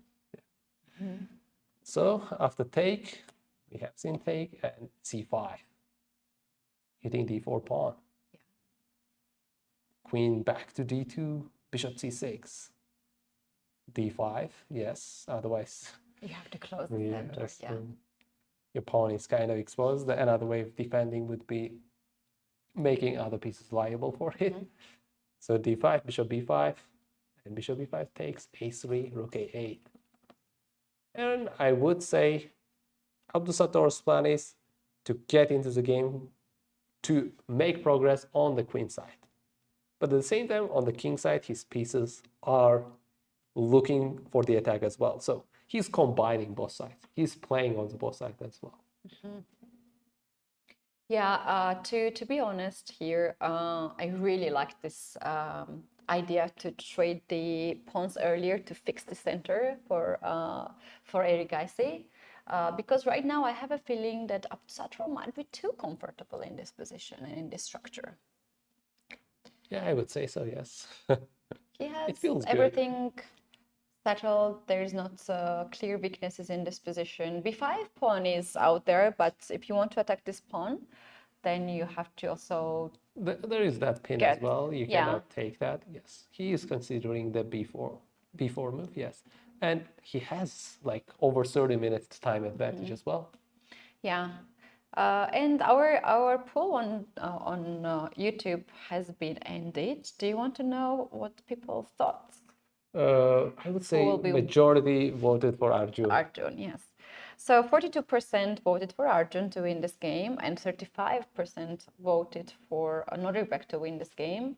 And then rest of us who voted for draw is 21%. And we have total 636 votes. Thank you guys so much for taking part in this poll. Actually, we also have some statistics between these two players, and they have played a lot of games among each other throughout the years. And we can see that in classical chess, Nodirbek Abdusattorov leads with 3-1 and 2 draws against Arjun Erigaisi. When it comes to the rapid, then Arjun actually leads to the match 10-8 victories against Nodirbek. And also in the blitz, Arjun is a slight favorite against Abdusattorov with 9-5. So this is very interesting, right? Usually we don't see very often. He pushed before. Often the results when one player is leading in the classical, and then other players leading in the fast time control. So quite mixed scenarios between these two. Okay. Before has been played. And rook e1 played really fast, so Arjun was expecting already that b4 move. And here Arjun is accepting to have isolated cornered a pawn. So which means that's a weakness, and that would be Abdusattorov's whole idea, or the weakness to go after. Yes, Abdusattorov takes a pawn.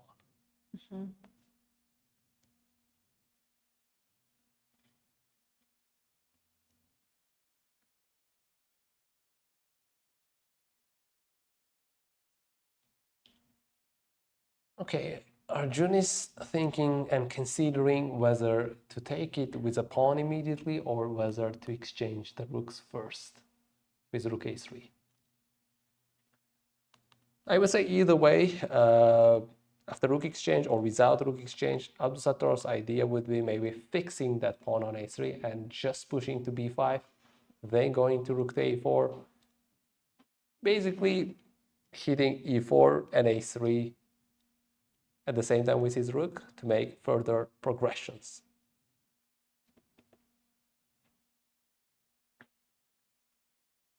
Okay, he's sipping his water. He feels like he did calculate the lines. He knows how things can unfold, and he's holding 30-minute advantage. Very important. Very important to keep the time advantage. Indeed. Very important to hydrate as well, as we are having 38 degrees Celsius. Yeah, there was some question about the temperature as well in the chat. You guys let us know, where are you watching this stream, which country, and what is the temperature at your place? Because I learned that there is also some heat waves in some part of Europe. Oh, really? At this point, yes. In UK, I think it's 32 degrees today, and in my country, Georgia, it has been 30 plus degrees for some time. So it is interesting as well where you guys are watching this stream. Yeah, Abdusattorov seems to be very confident to me. Okay, he seems very Arjun. confident. Okay, with a rook. He attacks with a rook. Yes.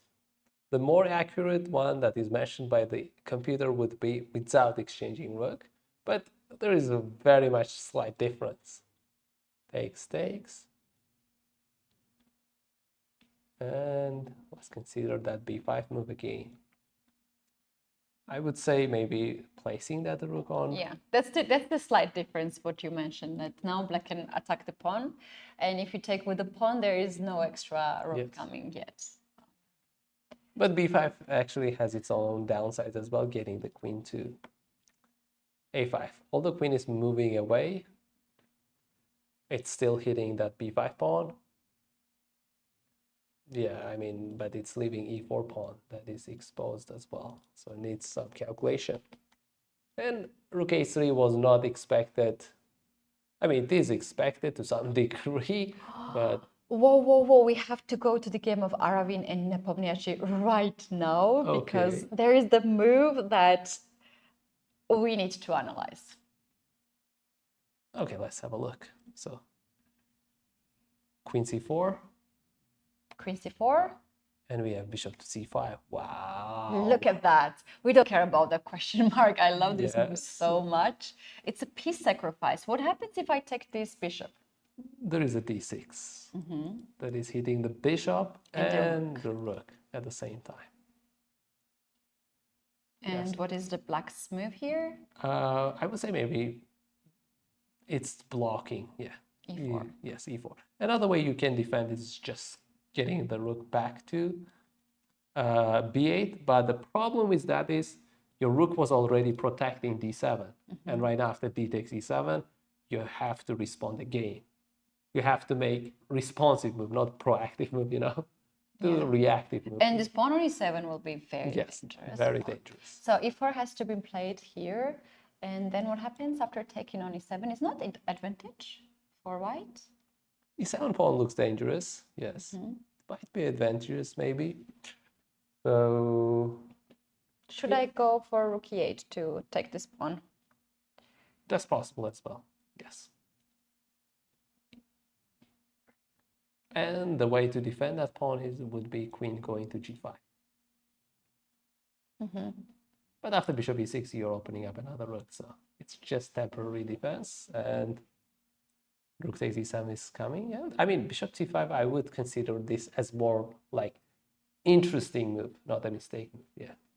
I would consider a good move, actually. No, I would say it has good sides. Maybe if it doesn't work out ideally, it has its own bad sides as well. Yeah. So here, okay, Jan is a little, look at his face impressions, right? What does that say? He likes to, I don't think he's very happy to see this move. Yeah. I don't think He he's very didn't happy. expect this move, and he thought he's kind of fine.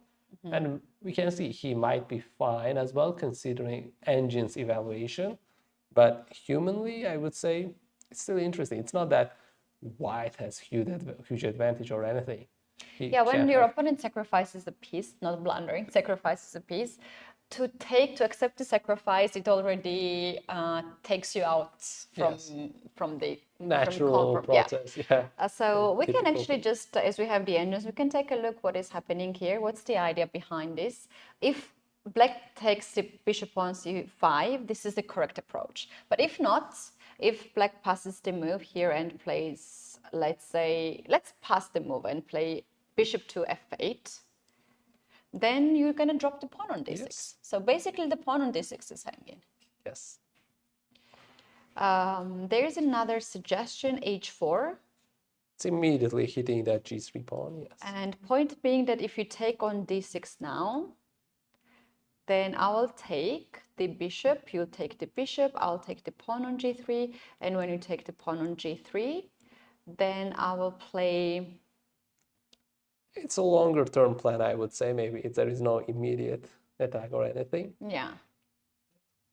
It looks like, okay, his king became a bit more exposed, yes. And your pawn is kind of together well. He has maybe extra pawn, but that pawn is on c2. Yeah. So to take... h4 is very maybe computer-rich deep evaluation, I would say, yeah. Yeah, that makes actually d takes c5 only option here, because the pawn on d6 is hanging. Yes. But the thing is, probably Jan is evaluating is after d takes e7, how he has to respond. There's this line as well, after d6, instead of e4, you can also play bishop to g5. Oh, that's interesting. Queen takes g5, And then e4. and then e4. To keep the pawn on d6, D6, not not to allow e7. this pawn to be on 7th rank. Let's see. I see, yes. B takes c5 is coming soon. And d6 is actually protected by the rook, you know?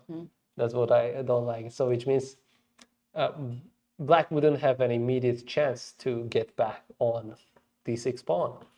On the other line, when it was on e7, black could have just removed the bishop and go and hit that e7 pawn. Yeah, with rook e8, bishop e6 move like that. Yes. Yeah. So this gives white some advantage, because after rook to e1, you're going for the pawn. So once again, if we go to the line d takes c5, d6, Jan should find a move e4. I mean, I wouldn't say it's necessarily Yeah, hard. It's he'll like find natural. this move. And after d takes e7, here black has few options to keep the position equal. And one of the options is to just to take the pawn on b4. Yeah, I wouldn't say equal, but it's still unclear. Yeah, but this take is possible as well. Yeah. Maybe the key move he has to find would be bishop going back to e8. Yeah. To hit This that is a weird e7 move pawn. to me. Rook e8 looks Yeah, more natural. rook 8 looks more natural, to be honest. But the thing is, how do you want to protect that pawn? The only way to protect is queen going to g5. Your queen is out. In the meantime, black can get his rook in. And then, yeah, take that pawn. C takes b4. And bishop on e8 is a very interesting square, although strange square I would add on it, because it is stopping this pawn from progressing, but at the same time giving opportunity for your rook to go counterattack. And here we can see white's progression is not clear. Yeah. Is he up a pawn? No, he's not even up a pawn. Yeah. So there are some kind of counter plays, and the only protector of e7 pawn is the queen. Your rook cannot come. Actually, rook may be able to come with rook e1, getting to that e4 square. When you have this kind of position, what is your evaluation as a player like who has no access to the engine? Access to the engine. Considering where they are, I would evaluate it's white is kind of better. But if there is that bishop e8 move is played, I would say maybe to some extent black is better, because black's plan would be clear on that moment after bishop e8, because The plan is you get there, you get that b4 pawn, yeah. You're hitting that c2 pawn, the rook is passive. If rook e1, you're getting that c2 pawn, and you're pushing that pawn to the queen. For black, it would be easier to plan in that scenario. Just the thing is, why my evaluation wouldn't be clear, because I'm gonna have a hard time to evaluate whether that e7 pawn is my strong pawn or that e7 pawn is a weak pawn. I'm gonna lose, you know? Yeah. It's not protected, and it can be only protected by the queen. And that thing bothers me a little bit. If it is protected by another piece, let's say if I had another bishop, maybe not light but dark squared bishop, or knight taking care of that pawn, I can freely move with my major pieces, like with my queen and a rook, to actually organize an attack and actually make it closer to promote. But here, I have to guard it for a while with my major piece, with a queen. Yeah, but also on the other hand, this line is pretty much forced, right? You, after bishop to c5, you don't have much of the options but to accept the bishop sacrifice. f8, maybe, as you suggested earlier. Yeah. But the thing is, I would link these things happening to black to that a takes b4 move earlier, because that move didn't look to me ideal earlier. To allow rook yes, to get the rook a file. Why are you giving the a file for the rook? Yeah. Yeah. Well, this is very interesting. I think Jan will take his time. And meanwhile, we have some progress in the game of Praggnanandhaa against Sindarov. And here, after a lot of thoughts, here Sindarov went bishop to b7. Nice. And guard the pawn on a6. So Praggnanandhaa took the pawn on b4. And after that, queen to c7 has been played. And this is currently the position. See, yeah. I mean, castle and rook at d8 earlier, as I mentioned, so that would give black a nice position to play. And white has a struggle in the development of his king side, so probably f3 and bishop e2 to be able to castle. And instead of queen to b4, it's a bit inaccuracy. It's a bit inaccuracy, but the engine suggests rook d1 does allow queen a5, and we were earlier talking about that b3 move. Yeah, also looks quite scary, you know. Quite scary, yes. Yeah. It is hard to evaluate, and we had the access to that third commentator engine, and which was saying white can allow that b3 move, which is just going bishop e2, but humanly, like, are you sure, you know? No, you're very much afraid of moves like b3. You want to really let that b pawn to push? But there is some point as well. If b3, there's bishop d2, which means there isn't kind of next move you are taking, but it is still double-edged, you know? Black is playing and white needs to be accurate. Yeah. All right, in the current position, what we have, queen to c7, now the bishop cannot be developed yet, as the g2 pawn is hanging, and white doesn't want to give up this pawn. There's this move f3, we mentioned that earlier, that you can just control the file first. Oh, queen c7 was made on the board, yeah. Yeah, queen c7 is on the board. What else white can do here? What else Pragg can do? He has 22 minutes. So maybe to protect that c5 pawn, he moves back to queen to g4, hitting g7 pawn, and then push pawn from b2 to b4, and holding that pawn advantage, and holding that pawn solid so that his bishop on e3 can move freely. That would be his another plan.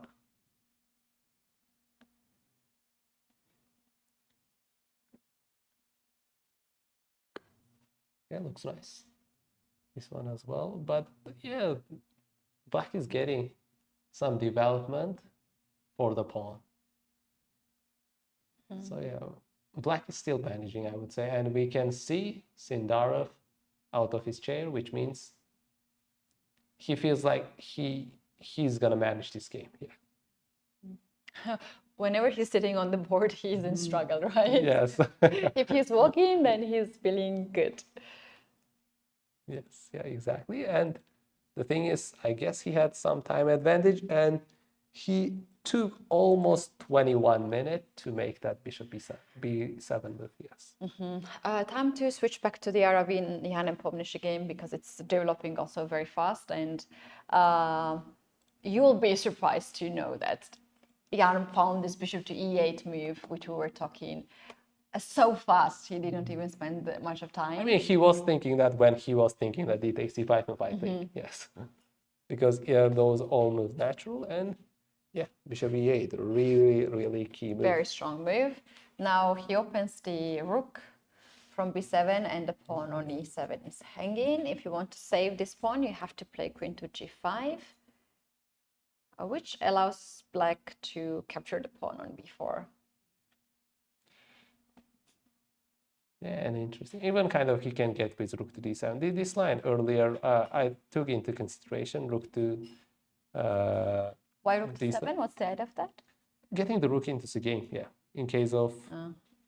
I want to take all the pawns possible. Yes. That's why I would suggest c takes b4. So this line was into... I did consider earlier queen to c2 and take and just promote.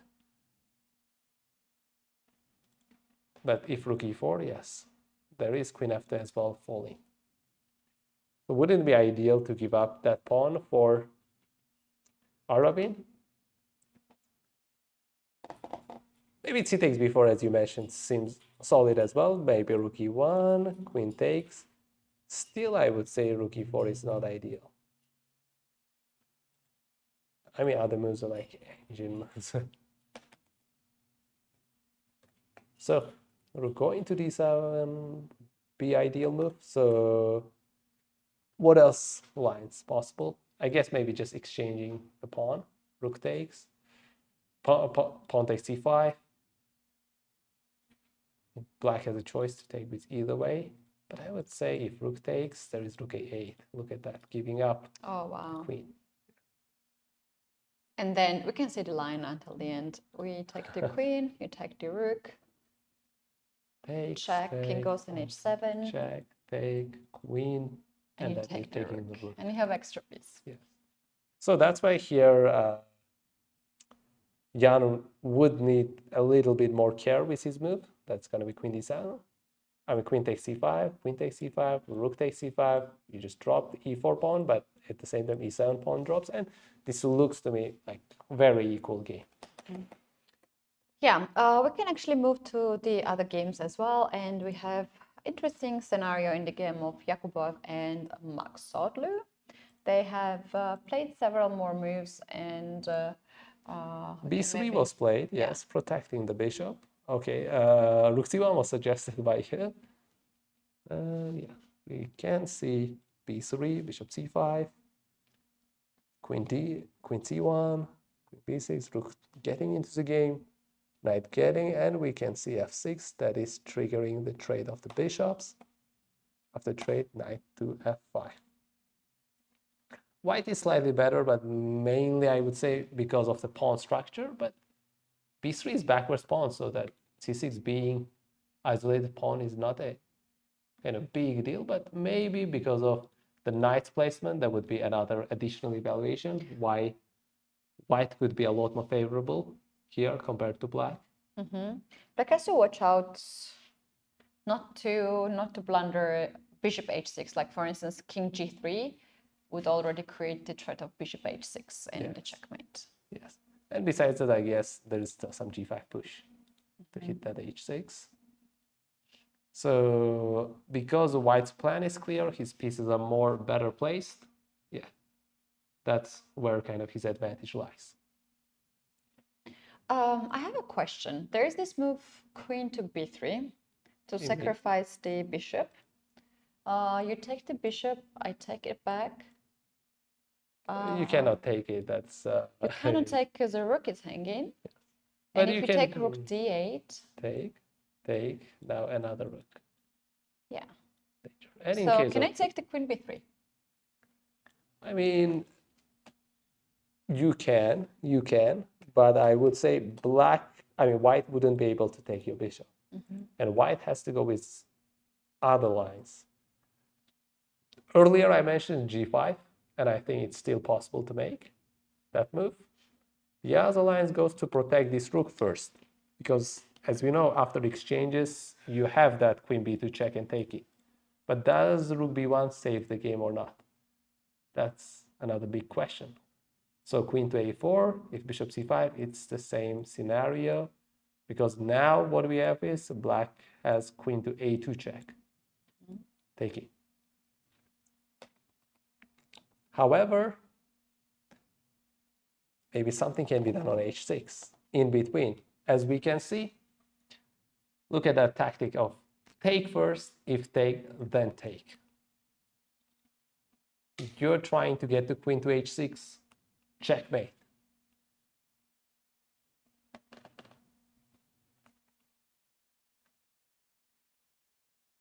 Most of the sides are considering those lines.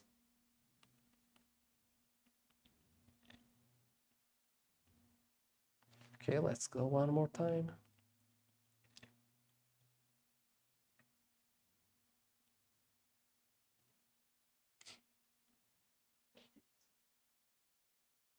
Rook to b1 would be mainly removing the queen from the third rank so that there are no queen e3 moves. And you might wonder why I'm mentioning queen e3. Your knight is here. The thing is, why I'm mentioning that is because after take, I just earlier considered that move. Knight takes h6, takes, you take, and then you go to queen h6 checkmate. There are no in-between ideas. Yeah. So black has to watch out the square on h6 and be careful with that. That might also happen in the case if black takes the bishop on e3, queen takes e3, and if you don't want to trade the queens, queen b3 happened? No, it didn't happen. So I take with the queen, and if you don't want the queen trade, you might just blunder here after queen b7, knight h6 again. Yes. Both of them, even knight d6 going to f7 as well. So yeah, I would say white's moves are much clearer what to do, and after takes, if going to the end game, and we can already see how bad that c6 pawn is. And besides that, f5 pawn is kind of also bad, slowly become a weakness, becomes a target for white. Yeah, the immediate one would be still c6, yeah, just hitting.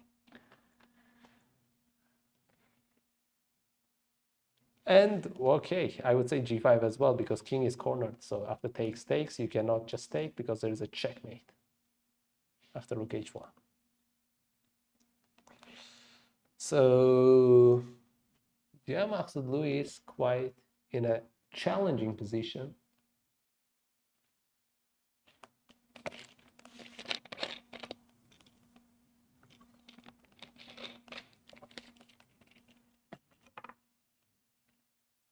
If you look at the time, he's still 10 minutes ahead.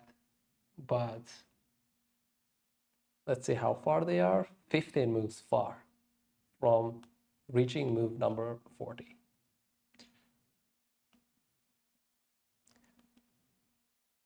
Okay, we have some development in the game of Arjun Erigaisi against Abdusattorov Nodirbek.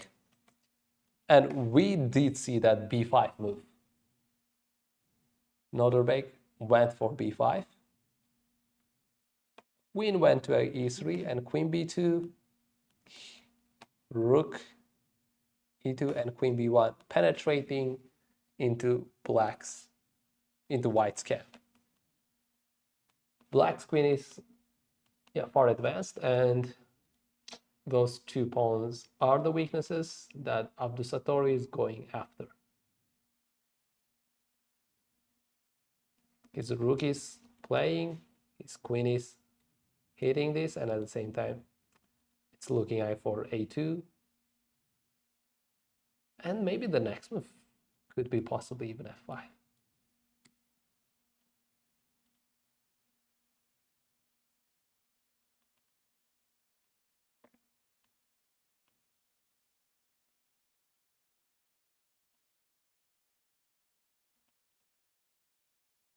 If one more time repetition by Arjun Erigaisi, the queen wouldn't go to b2, but queen can get into c2, rook e2 again, queen can go to a4.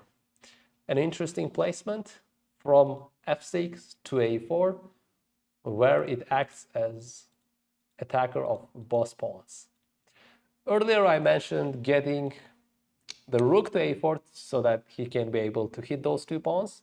But once the rook's traded, I would say it turns out queen could find its way on a4 square.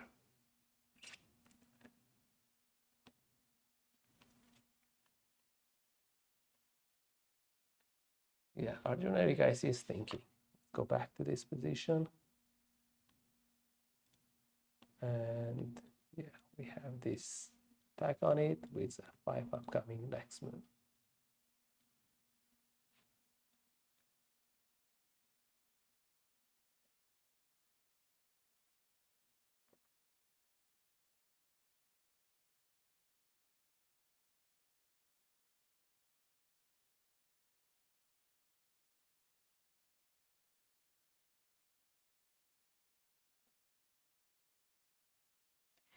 Well, I think we actually have very interesting scenario also on the clock as Arjun's time is dropping down. As we can see, he has 13 minutes. Is that 13 minutes on the clock? And the position is also getting in favor of Abdusattorov.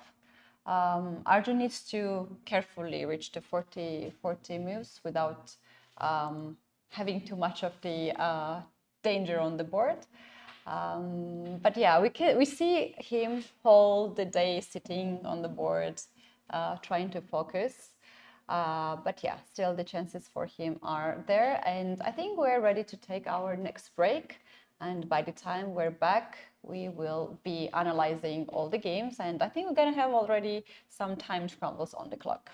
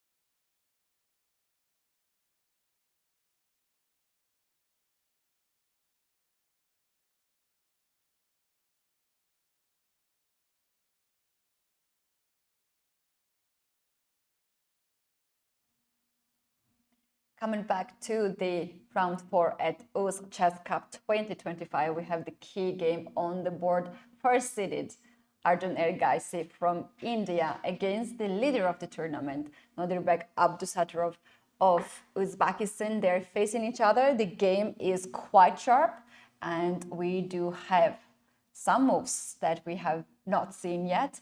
And also we have to take into the consideration that Arjun Erigaisi is having few minutes on the clock compared to his opponent. And let's take a look what has happened. So Abdusattorov just gave up his pawn on b5. That's interesting. And although it looks like Arjun Erigaisi has 9 minutes on the clock, like there is 20-minute almost difference, but if you look at it, they are at move 38, which means they are very close to additional time. One more move, and after two more moves, it's move. After one more move, it's move 40, and yes, they're gonna get some time added to their clock. So going back to earlier situation, Arjun Erigaisi decided to go to knight to d2 to protect his e4 pawn and attack on the queen. After queen a1, we can see rook to e1 attack. And there is a question. I earlier suggested to place the queen on a4. And was there a line for Abdusattorov to actually do those moves? And maybe it's immediate queen d1 to reach that a4. And after rook e1, I guess maybe that was possible. But again, this is one way of success, like to place your queen on a4 where it's hitting both a3 and e4 pawn. But what is the progression from here?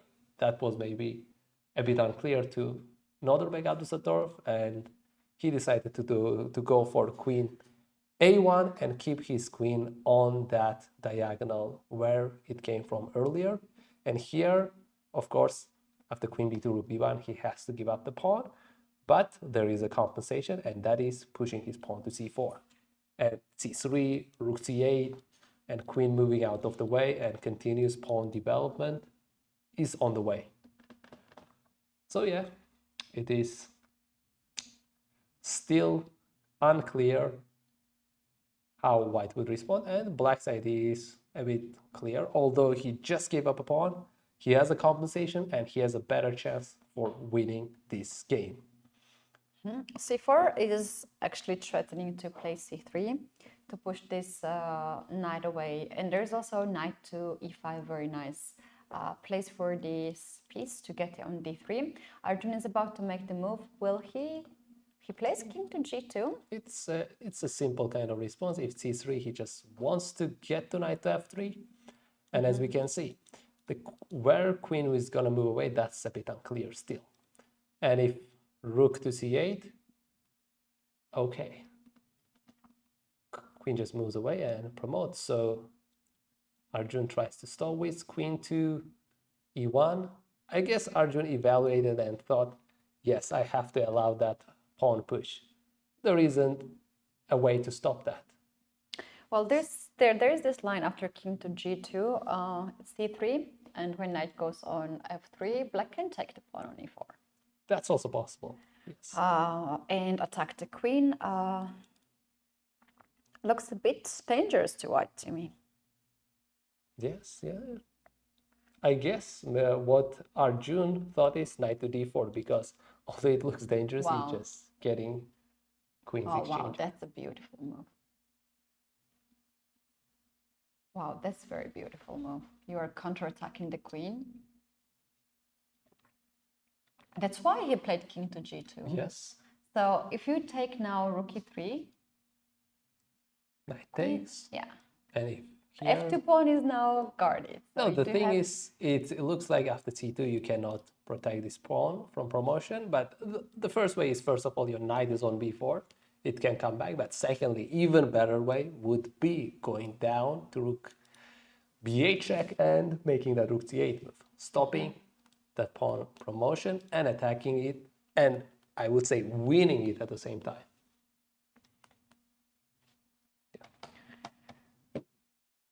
Yeah, very deep move, king to g2, to find out this weakness on f2 and to guard it.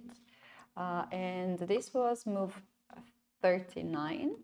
So Arjun has to make one more move for time increment, and he has good 7 minutes for it. So it's not so difficult to find out the move, especially if there's c3. Your next move is with a knight, so you will just force it. What happens if black takes knight on e5? That's interesting. If you want to get this knight on d3. The thing is, one idea why he went to king g2 is, after knight e5, there was an idea of queen takes d2 at knight f3. And that simple move of king g2 avoids any tactical motives. Yeah, well, knight e5 is another possible move. Your knight is, I would say, heading to d3 probably. But again, the main idea black has is pushing that pawn and getting to the promotion.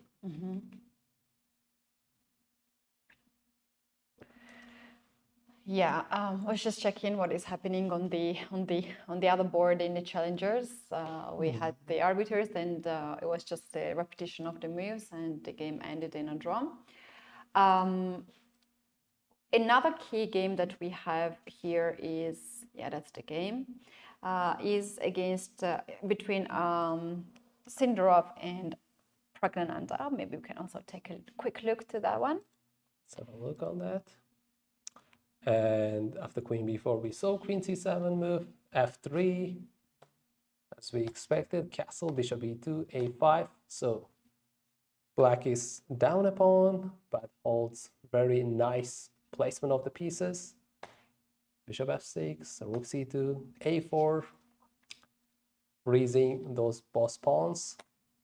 Rook a b1, trying to push, queen to e5, queen c3, and we can expect just queen moving away, not queen trade necessarily, although queen trade looks an interesting option, which doubles up and isolates white's boss pawns.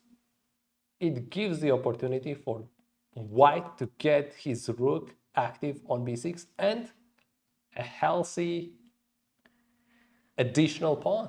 An a4 pawn is maybe to some extent could be a weak pawn as well. Yeah. So that's why we think queen c3 wouldn't be ideal, but yeah, hopefully Sindarov doesn't make that move as earlier that knight takes e4 move. Yeah. Yeah, and let's have a look at another game between Nodirbek, Yakubboev, and Parham. That was also a very interesting sequence, and I think, oh wow, it got even more interesting. Yes, we have to go there. When I just went down in the playing venue, I did notice that queen b3 and g5 moves already on the board.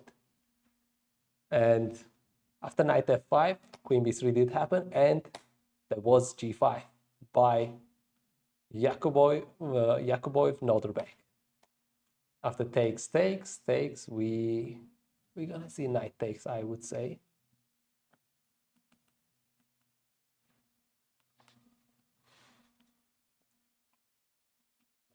Although queen trade is still kind of doesn't look too bad either.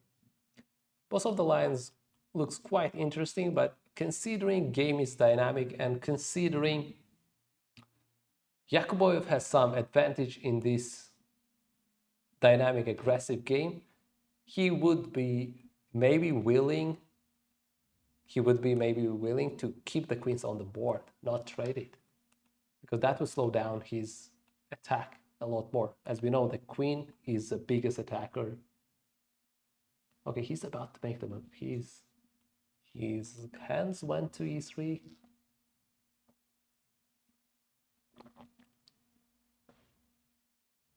Okay, he's thinking again. So they are at move 27, and Nodirbek, Yakubboev has 10 minutes on the clock, while Maghsoodloo has 8 minutes, not a huge difference. How many minutes to, how many moves? 13 more moves, so I wouldn't say it's easy to reach here with making perfect moves. Okay, Nodirbek is about to make a move. Okay. He tried to make the move twice, and third time he makes it, and he takes with a knight. Okay, that's well done move. Yeah, keeping the queens on the board, Yeah, looks keeping very the smart aggression. decision. Although it kind of takes one more move to get back to knight f5, but still looks ideal. Okay, You can now also just get the rook h1 next move to hit the pawn on h6. exactly.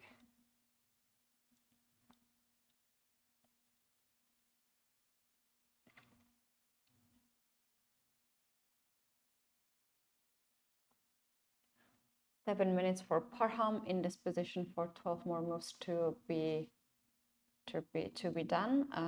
Very tough situation on the h file, semi-open h file. You cannot really joke there. With any mistake would cost him checkmate even. Can we do here rook to f8, rook g f8? Making a space for the king so that you don't get mated. One more move, I guess. Knight f5 is coming. Besides rook h1, there is queen c6 is also coming. Maybe the rook d6 hitting everything towards h6 pawn. Yeah, the game could turn quite wild. And when queen b6 check, the king can find its spot not just on g2 but g3 as well. Just king is moving just on g file to the safety. Yeah. Okay. Parham is still thinking, and in the meantime, we can have a look at one more interesting game that is reaching to the end game, and that already reached in the end game. That is between Richard Rapport against Vakhidov Shamsuddin. And king d3 strong move is played, but if you look at pawn structure, Richard's pawns are not ideal.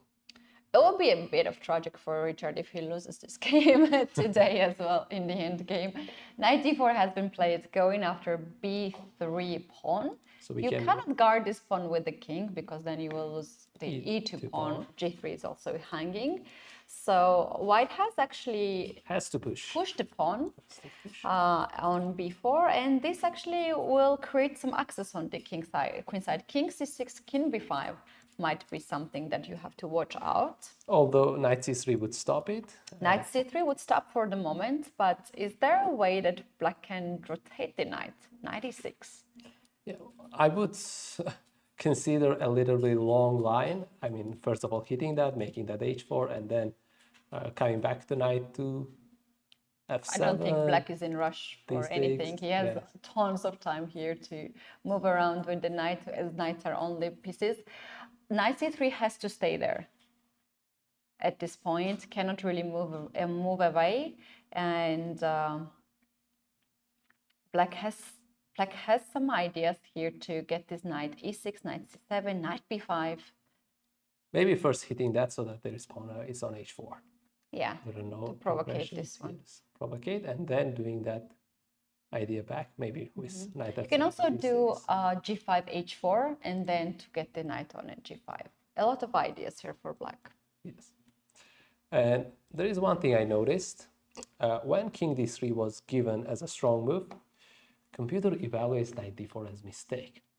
I mean, computer is really kind of evaluates everything harshly. Even if you slightly go out of its line, you deviate very much a little bit, it shows a mistake.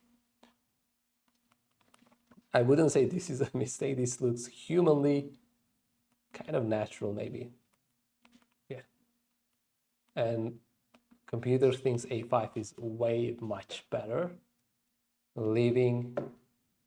Okay, maybe knight d4 was at the end mistake, because a5 puts white in a situation where you either have to make a move with a knight or a king or one of the pawns, which means you slightly adjust your position, not in a most favorable way for you. For example, if you move your knight back, you're just giving the space for the king to enter. So that's not good. Black is already getting the space. If you move your king forward after pawn a5, it allows knight to d4, protecting b5 square and hitting on e2. So not very ideal as well. And lastly, pawn e3 may be the best move to respond that, not adjusting too much, but still, you would prefer your pawn to be on e2 rather than on e3. Because check, if king to c3, there is actually even this idea.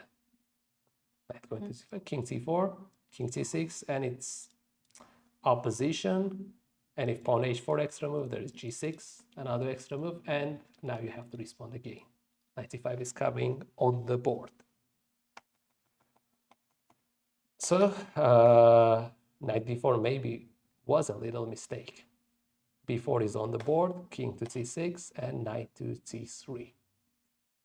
And we can see knight b5 on the board. And the thing is, even trading the knight in a right way, not immediately taking, like going to king c4. No, you can trade actually. You can trade can knight trade? b. Yeah, you can trade knight b5, king b5, king c3. c3. Yeah. Yeah.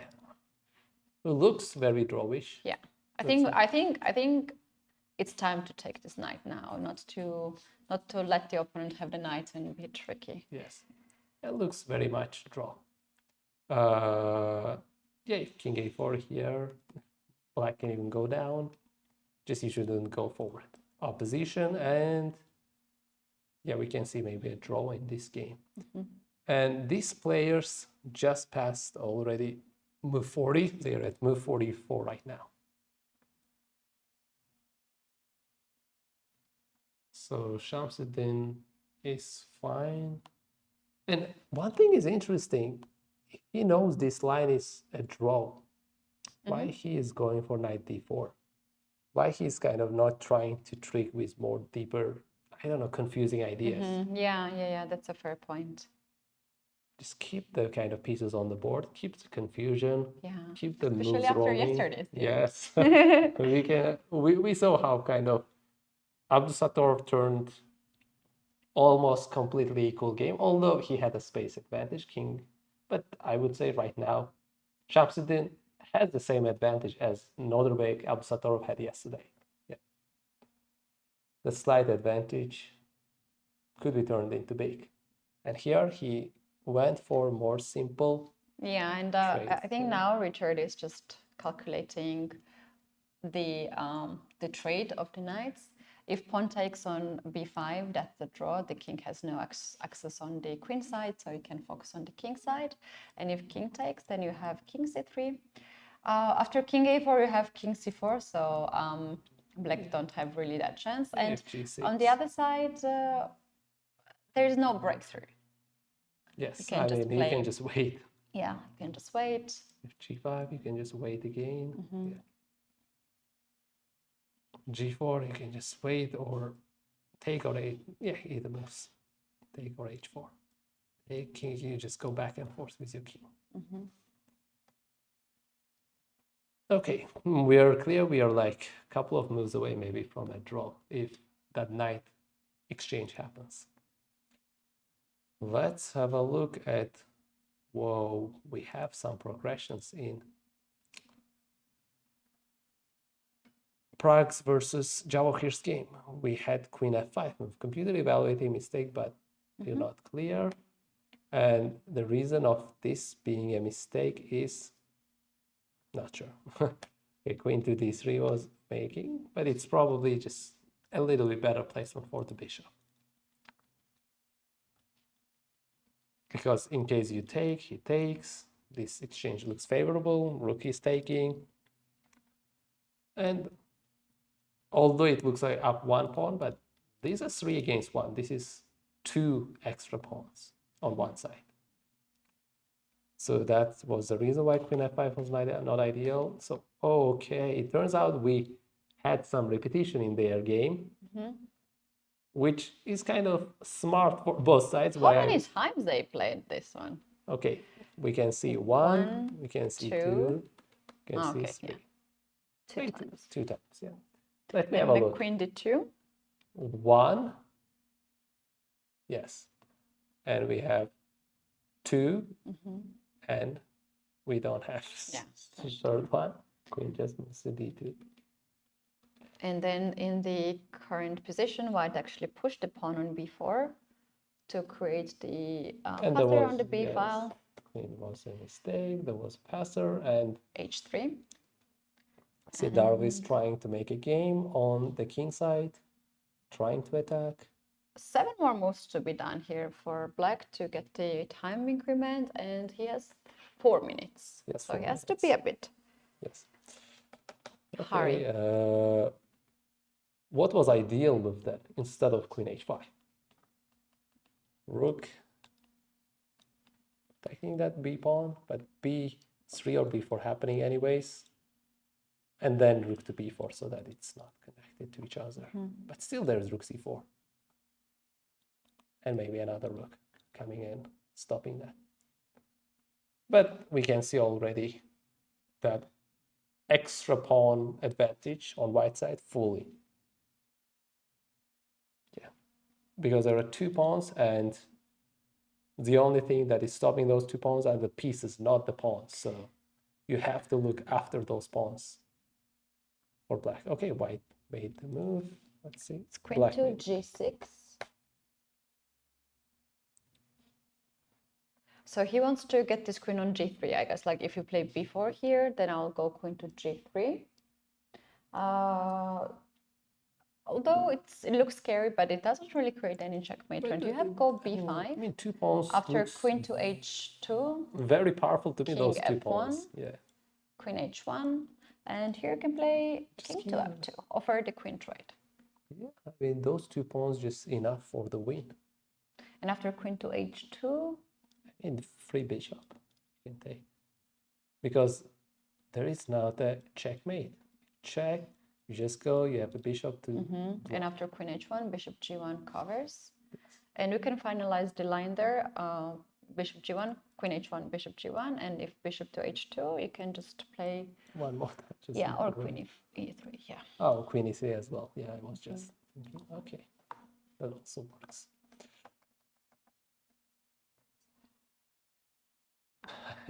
We can see both players' legs are kind of shaking wildly. Yeah, almost so much tense.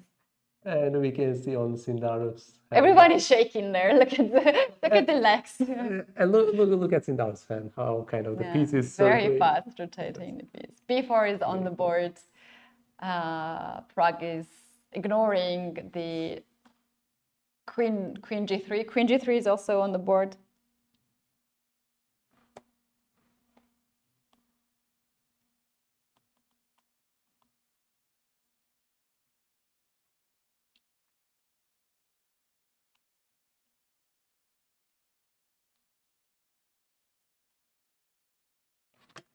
b5 is on the board, and bishop moving to d5.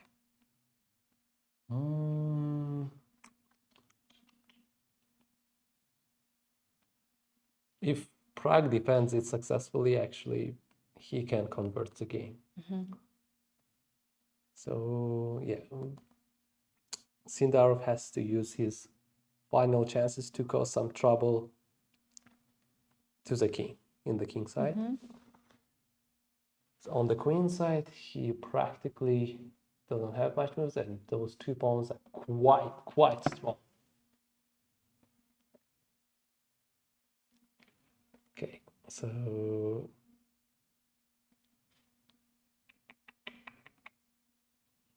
Sindarov still feels kind of he's in control, but even though just c6 move is possible for Pragg, it is defended. So the next move, b6 even coming. And c7, b7. Yeah.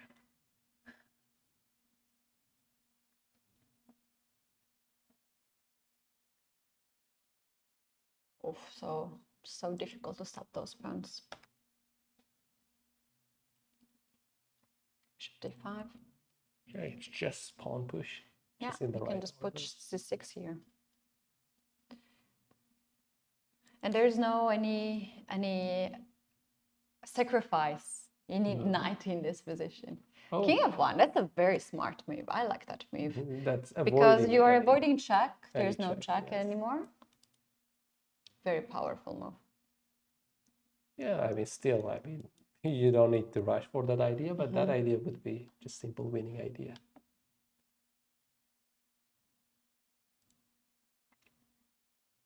Okay, I see one interesting thing on Nodirbek Yakubboev's and Parham Maghsoodloo's game. So they still didn't reach move 40 and they are far away from move 40. And after knight takes e3, we had the move that you suggested, rook going to gf8. And instead of knight f5, we saw g takes h6. Parham Maghsoodloo here just avoided this with pawn to g6. And we had rook a3, nice queen to e6. I love this move g6, keeping the pawn on h6 for white, which is a shield for black's king. No more checks at least. Yes. So rook a3, queen to e6, rook a, d3. Whoa.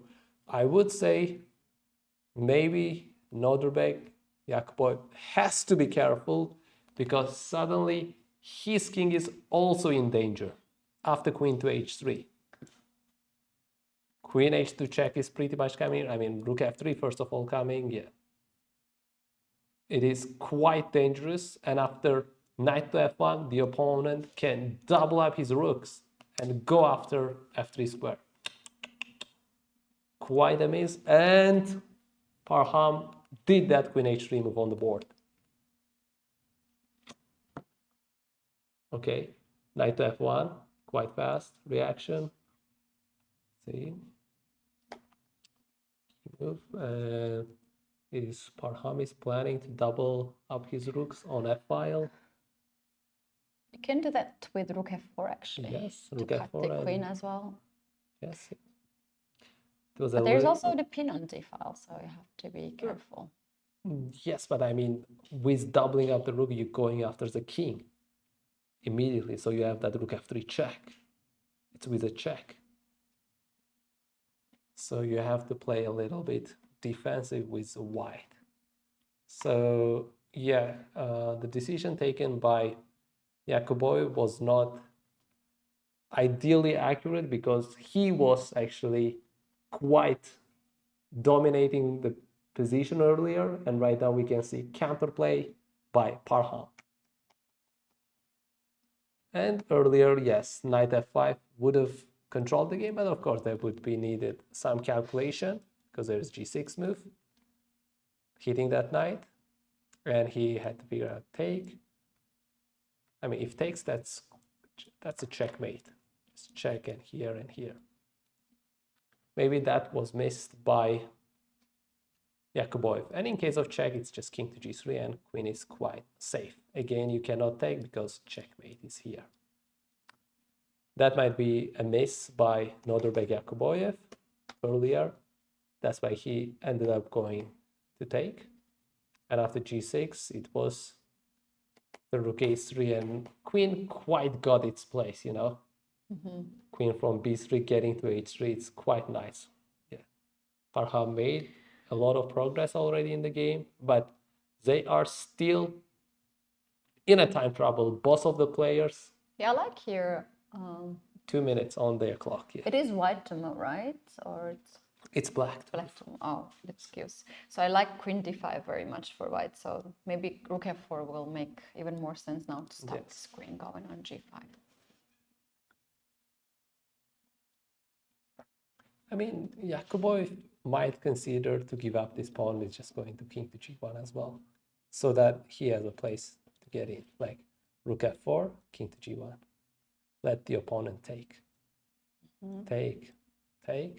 Queen g5. I was thinking queen g5. Okay, we have a rook f4 is on the board. Rook f4. King to g1, takes. Okay, queen g5 takes. No, his king is getting out. So, and besides that, there is just rook f8. Wow, look at that. Rook f8. And rook f7 is defending. Oh, that's very powerful. You cannot take f1, is dropping.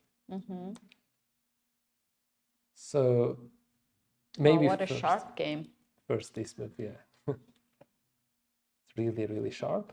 Is there anything else rather than to give up the pawn on f3?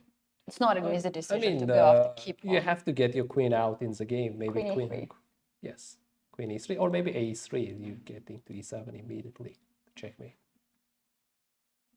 That would be the idea to take into consideration. So basically, if you play queen a3 here, But rook f8, you rook f8 and rook f7. knight to d7, knight to d2. Black can also just give a check on h2. Yes. So queen a3 wouldn't be maybe on time. Rook df8, and you're hitting that. Maybe I can avoid it just moving away. If you take me, I was thinking, okay, but there is this move. Yeah, if you take, I take. If you, I mean, h2 is dropping, d7 is dropping. If you move away with the queen. Yeah, but this king is also very much exposed. And seconds on the clock. Oh my goodness, what is happening in this game? Rook f4 is on the board. Yakubboev has 20 seconds on the clock. He's thinking it's not an easy game. It's not easy to Wow. find the move. He had such a comfortable position, right? And now it is really complicated. Okay, he's trying to play with the king. King g1 is the best move here. He has to find it out. And he's going to king e1. King to e1. What is that? Yeah. King e1. Same idea to get rid of the checks. Yes. But we can see the engine bar drops down. He's letting the opponent to take that pawn. Okay, let's see that. What happens after rook f3? Takes, and maybe queen to e3 and exchanging the queens. And then surviving on this game. But black has even a better move of... Rook f8 has been played. Yes. Brilliant, simply. You cannot take it because take and you're receiving a checkmate. Yeah. And in fact, I think rook e4 is also another threat that black can consider to play rook e4 and to take the knight on f1. Possible. Oof, rook f8 is a brilliant move by the engine. Yes, just avoiding. Although it's humanly, I would say, more natural. Yeah. Okay, which move we have? We have king to d2. Whoa. The king is running. King is on the run. A little moment earlier, we have seen quite a nice advantage on Nodirbek's side, but in a time scramble, we can see Maghsoodloo catching up and even attacking Nodirbek's king. And yeah, I don't know, we might not even reach move 40, you know? It's very possible that we don't. It's move 34, right? Yes. And rook takes rook. Meanwhile, we have to quickly check what is happening in the game of Prague versus Sindarov. Also, things got really complicated there. And the final move that Sindarov played is very interesting. We just need to update the, go to the final position. Oh, bishop e4. Bishop e4 is the move. This is a sacrifice, and if you take this bishop, then after f takes c, you are bringing the rook into the game. Yes. And white might have some issues with that. But the best move there is just to ignore the bishop e4, give up the exchange and push the pawn. You can push either c6 or b6. b6 looks fine because if takes, you can push c6 next. Or you can preferably go c6 as well at this moment because your b6 is almost guaranteed. Yeah. Although actually after takes, rook d6 could stop that b6. Yeah, so I think b6 is much better to keep the bishop. You can just hit it, yeah. Yeah. What is Prague doing here? He's very close to make a move and he's going b6. b6. And this is move 38. He has 45 seconds on the clock. Whoa, we have two games that is going well. And just quickly, I want to inform, we have seen one game finished, and that is between Richard Rapport against Shamsuddin Vakhidov, and we saw draw in their game. Okay, coming back to Nodirbek Yakubboev's and Maghsoodloo's game. One more move, queen c4, has been played on the board. So less than a minute for both sides. Less than a minute.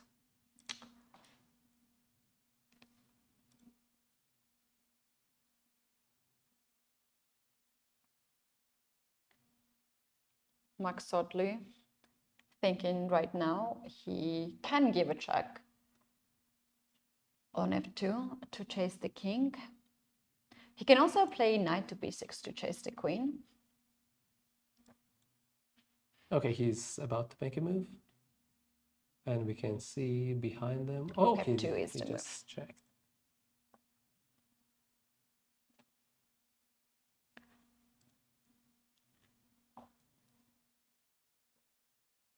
Okay, let's see how fast is Nodirbek Yakubboev responding. King to e1. Attacking the rook, queen goes on queen h4. To h4, and yeah, that's a powerful move. Now you want to give a discovery check, queen rook to c2. Yes, and what do you say? Can fight to anyone. I guess there is still rook d2, the last hope. Yeah. But just a rook f4 check, yes, take. Still, black is continuing with momentum.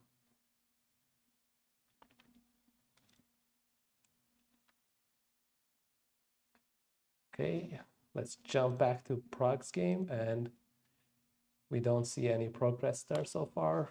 Sindarov is still thinking, and yeah, it turns out immediate take is just bad, as we explored earlier. It's just take and pawn, push to c6. And the move that would be ideal right at this moment is one more attack that is going to bishop f4 and hitting the queen. And that is kind of why ideal, because if queen moves away, you take, you have an extra move on rook to d2. But after queen c4, the attack doesn't seem finding its way in, you know? Still not ideal. Yeah, but that's kind of something to consider for Sindarov.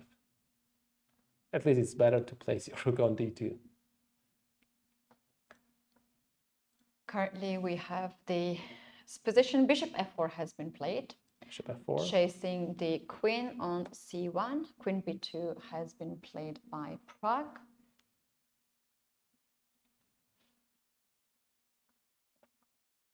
And now will Sindarov take the rook on c2 and play rook to d2, or he will try to play maybe bishop to b7 to stop this pawn?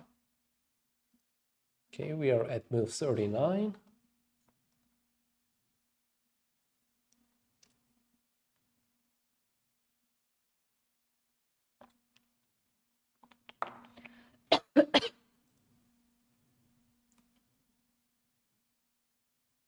Okay, Sindarov, 30 seconds on the clock. Not too many options for him. I think he should play bishop to b7 to stop this pawn. Yes. And yeah, they have to make, Prague has to make one more move, and Sindarov 2 more moves to reach to move 40. And he's going to play bishop to e5. e5. Chasing the queen. One more time. Well, now queen can obviously not go back on c1 because it will be repetition. Queen can go on b3. He can for a moment, you know. He can go queen to b3 to chase now the pawn on e6 with the check. It would be forcing for... Yeah. And after bishop d5, I have bishop c4 as well. Yes. Yeah, but he's gone for that. Well, and this is the move 40. And this is the move 40. Okay. Yeah, he's getting out of his chair, and we can check. Yeah, we can check in the meantime that wild game between Parham, Nodirbek, and Parham. So rook d2, rook e4, rook f4, and e4 was done. Queen to f7, rook e1 check here, and we reached that move 41 on their board as well. But hugely winning for Parham. The idea is clear. You want to just take it. King is getting almost no square left. If you go to king to c3, queen b4 check, king c2, and your king is getting mated. I mean, you can make one more move, but it's being mated. And another choice is, if you really don't want to move with your king and block it, Parham can hit his king, and now queen is being lost. Oh, Parham is having some snacks. He's chilled now. And we can see Nodirbek being so upset at himself. He has had such a nice position. He could absolutely win this game. Look at the... Yeah, he's oh my goodness. on capitulation, actually. He's capitulating. It's quite painful to watch this. Yes, not an amazing day for him. He was doing Look at him talking to himself. Did you see that? Oh wow. Oh, I just missed that, I guess. But I can can see... You need to read the lips now, what he's saying. I can see his face expression. I can see his eyes. His eyes are like, yeah, you know. We know what he's saying. We cannot say that. It's a family show. We cannot say this, what he's thinking. Oh my goodness. This is the moment we all have been. Now, right now, he's thinking to the key moment where he could think to win. He's not even thinking the current position right now. He knows it's lost. Yes, it's just made in couple moves. Look at him. He's just having a snack. You're check, and it's kind of mate. We can see mate in 3. Okay, 4 after rook c2. After c2. Yeah. It's just kind of mate. Yeah, perhaps they already passed move 40. And of course, they've been playing for over 3 hours already, 3.5 hours already. And right now the current time is 6:41 p.m., which means considering he had lunch at 1 p.m., pretty much, you know, 5.5 hours with no food. Yeah. And yeah.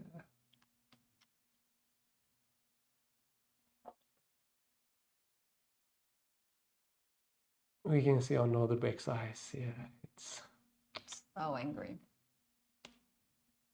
He knows the game is done. It's like, you know, you just sit on your chair and you kind of accept the fact that you lost the game, you know. Exactly, and you cannot resign now. You just need some time to process what has happened.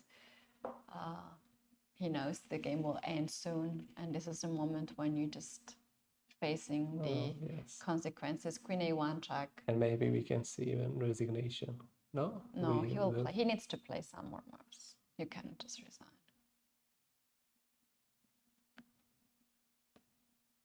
This is really difficult. Look at this smile. This smile, like, yeah. Should I even play it? Should I go for a check? Okay, no, he just resigns. Yeah. Oh wow. And yeah, they're pointing here. Yes, G takes H6. Yeah. That's the move. That's the move. He knows what was the problem. Yeah, there. I shouldn't have taken the G takes H6. Yeah.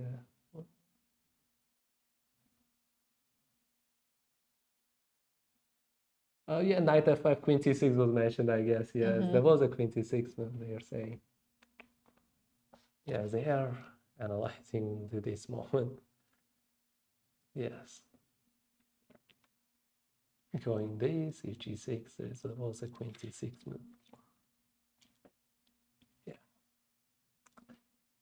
Parham Maghsoodloo have his first victory in this tournament against Nodirbek Yakubboev. So far, he had 3 draws against Richard Rapport, Arjun Erigaisi, and Aravindh.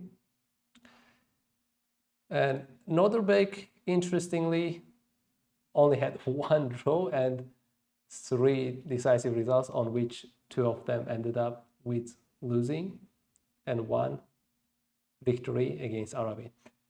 The interesting thing I noticed is Nodirbek had 2 losses, and both of them were with white colors, you know. And he had really good position in both of them. Yes. I mean, not considering first game against Arjun Erigaisi, I mean, I would say today he had a very decent game, yes. Amazing game. Yeah. He was Look better. at this big smile, but this is a smile when you are just upset at yourself that you missed this Okay, well, chance. yeah, they mentioning that G6 where he's like, yeah, I missed that. Yes. Well, that happens. That happens. Whatever was the issue, this happens to many players. They are maybe mentioning that Rook B1. Not easy to play on the time pressure. Yeah, maybe they're mentioning of even not pushing that pawn to G5, but pawn G5 looked so nice and I had natural. a good position. Yeah. Another idea earlier, as I suggested, going here, Queen A4, you just take and yeah, they're realizing this and analyzing this moment. This was very critical moment. We're going to have the interview with Parham very soon, but before that, let's take a look at the game of Praggnanandhaa and Sindarov. They just got the time increment. We do have imbalanced position. Black has captured the exchange, but White has a pawn for that and a very powerful pawn on B6 alongside with C5. Yes, and we can expect C6 move anytime right now as well, or B7, C6, but probably I would say just C6 itself. Yeah. Yeah, here as well, Jawahir is facing. Jawahir is in a very struggling situation. Shamsuddin and Vakhidov ended up in a draw, we said that, and going to Arjun Erigaisi and Nodirbek Abdusattorov's game.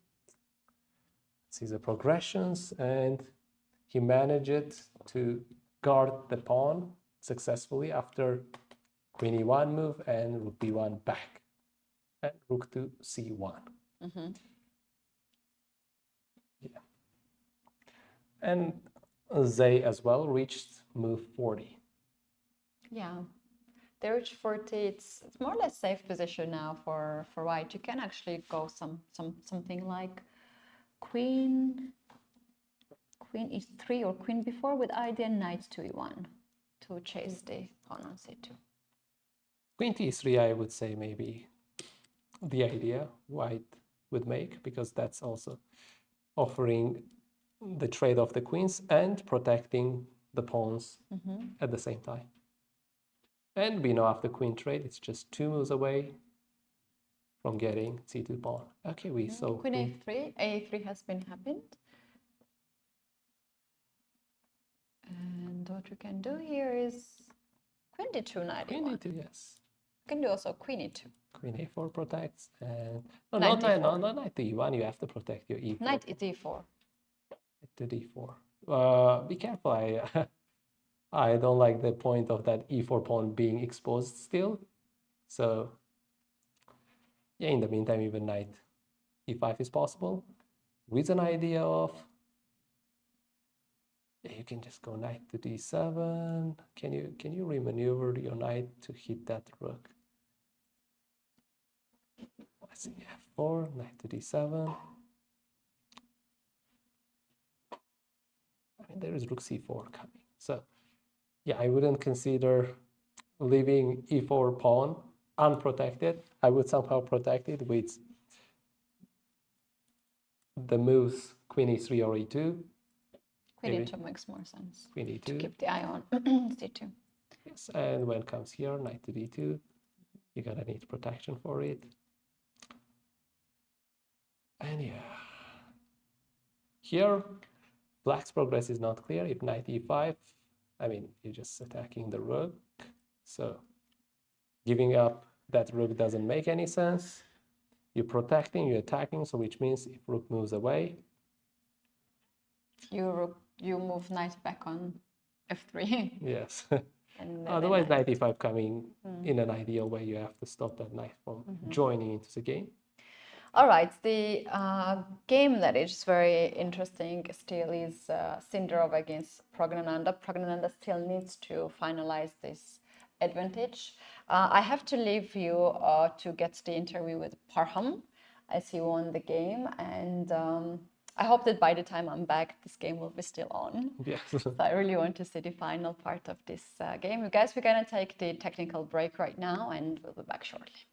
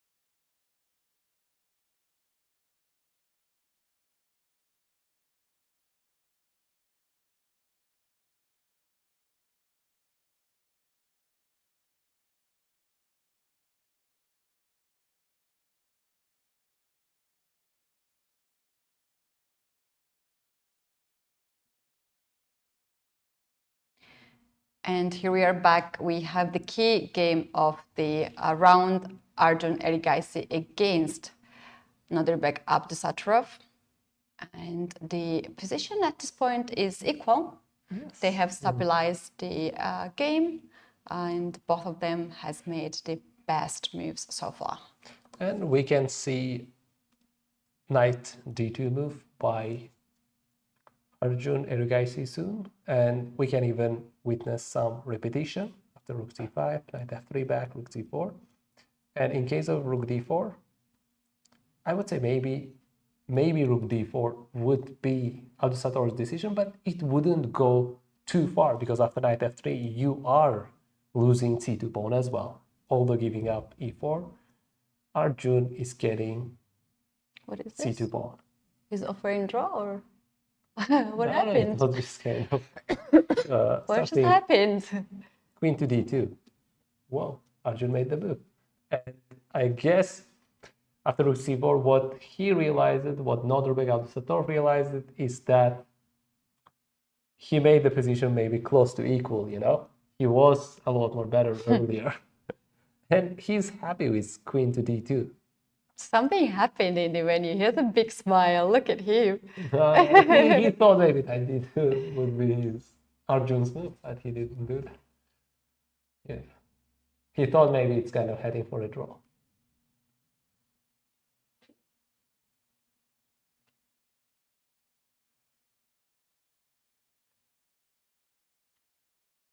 Queen to d2 has been played. Still not a... Yeah, knight d2 was probably the move to guard the pawn, but... Sorry. Now, if you take on e2, e4, then you will drop the pawn on c2. Yes.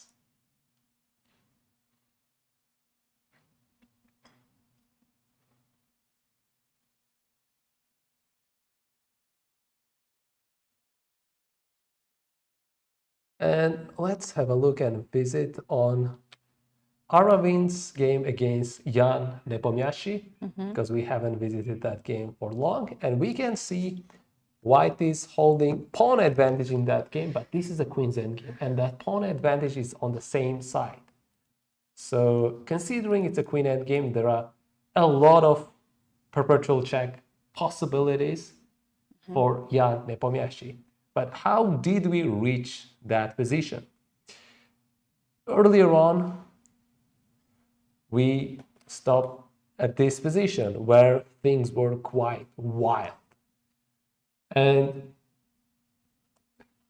Aravindh decided to go for queen to d8, attacking the rook.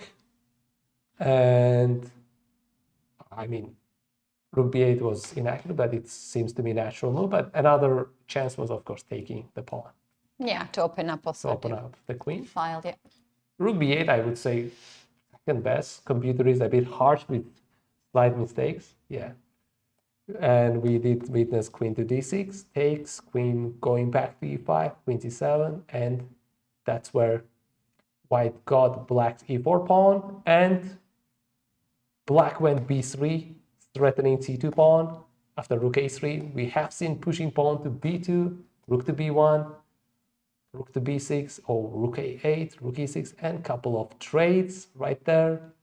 And we can see, wow, rook to b5. That's a powerful move. If you take this rook, then now queen d8 is, with all the threats, you are offered to take a queen, but then I have a promotion of the pawn, and you will be a queen down for a rook only. Yes. So queen e7. Okay, we had one move on the game, but okay, queen to e7. Interestingly, Black could have waited with h4 move as well, so that he doesn't give up the pawn. He can win that e7 pretty much after a couple of moves as well. Like, there is rook b7 move, attacking the queen and protecting the pawn. We could have had take, queen c2, queen d5, but Jan considerate of just kind of letting the pawn down, because that endgame is still considered a draw. And he could have made queen to f2 or some couple of moves. Queen d8 is still not ideal. Yeah. there is rook e1 and there is a checkmate. So if you take king h7. But we're a bit Yes. far from this position, right? Do we have Yes. pawn gone already? Yes, does what take a happened pawn. is here, yeah, in a simple way, Jan decided to take queen e7 and let Aravindh take h5 pawn, after which bishop c6 takes. And we do know this endgame is likely to be a draw. And let's see how things unfolded. We had queen and a rook endgame, and then rooks got exchanged. And we had a queen endgame where just Jan keeping his king back and forth because there is not much progress to make for Aravindh. And Aravindh still deciding to push pawns, hoping for the last chances. It's extra pawn, but this is quite safe position for Quite black. safe. Quite safe. Yeah, I have to go now to interview Parham. It is so interesting, and we have Parham there. He's waiting. Yeah. I have to go and catch up with him. So I'll be back soon.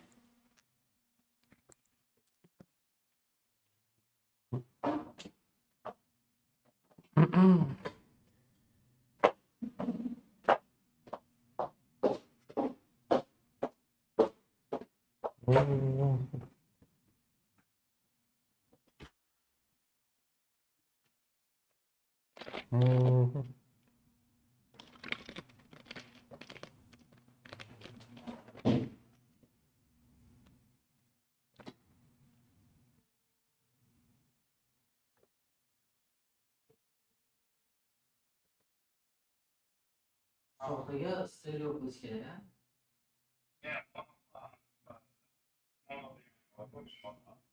Hozir filtr qo'shishim kerak, audio filtr, to'g'rimi?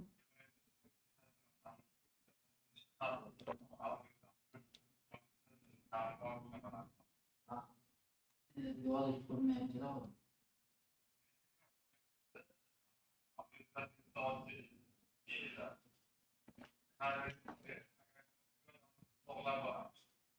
Shunaqa qilib hozir yo'q uchun audio uchun yo'q uchun kerak. Bo'ldi.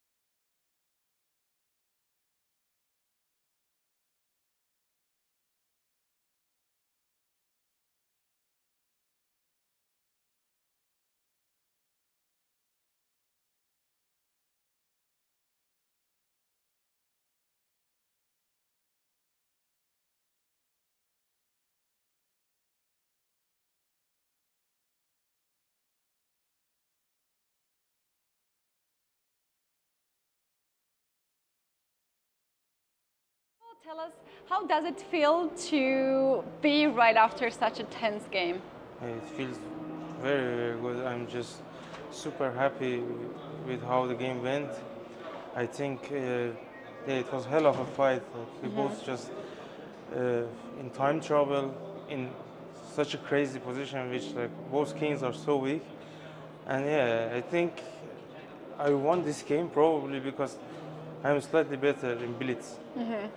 Yeah. I train a lot of Blitz games, so and probably he doesn't. So that was my advantage, and actually I knew it because I play a lot online. So when I get in time trouble and my opponent is also in time trouble, I have more confidence. Wow, that's really nice to be so strong in the Blitz. Parham, can you take us through the game, which was the most important key point? Maybe not the whole game from the opening, but somewhere where you think that the things went wrong for you or things went right for you. Okay, first of all, my opponent is excellent player, and he's d4 specialist, and he plays d4 with energy, like with so much energy, so much power, and you need to be careful against him all the time because he's extremely good in d4. Because some players are very solid and very play d4 very boring, but he doesn't. He just fights for the win, and I knew it. I lost to him previous year, which I made a very stupid decision in the opening to play a very bad line, and he punished me. So I really wanted to be very, very serious and take my revenge. And I'm very happy that I took it, and with such a great fight actually, because I choose this line because I thought he will go for the main line just to get the most of it, and I knew it also very well. So I think from the very beginning I got a very pleasant position. Yeah, can we maybe see that? Yeah, okay, here, this is all the best moves. And here, knight d7 is not a good move. It's not a good try for advantage. It just gives black to get rid of this extra knight, because here in this position, if you change one knight, it's super good for black. And okay, you have only one knight because white has more spaces, and with two knights you cannot jump. Yeah. One will always be useless. Yeah. So okay, knight d7 is bad, so knight d3 he had to play. It's the most strong move. But here after knight d7, I really like my position. I think whatever black does can never be really worse, because it's just very fine. Also, there are not so many breakthrough for white. Yeah. So yeah, I was very happy. And here, okay, I think he's all alone. Parham, in this position, have you considered to castle also on the long side, or no, you were not? I was not going to castle long, but here I was considering to play castle short and then some king h8 with some f5 ideas also. But e5 looked so natural to me. I don't know, maybe it's not such a great move, but it looked very natural to me. Like when I exchange one knight, somehow I need to play e5 at some moment. But maybe I didn't play e5 in the best moment. Yeah. But I have to play anyway. Yeah. But okay, the game went here I was very happy with my position. After king h8, I thought it should be good for me.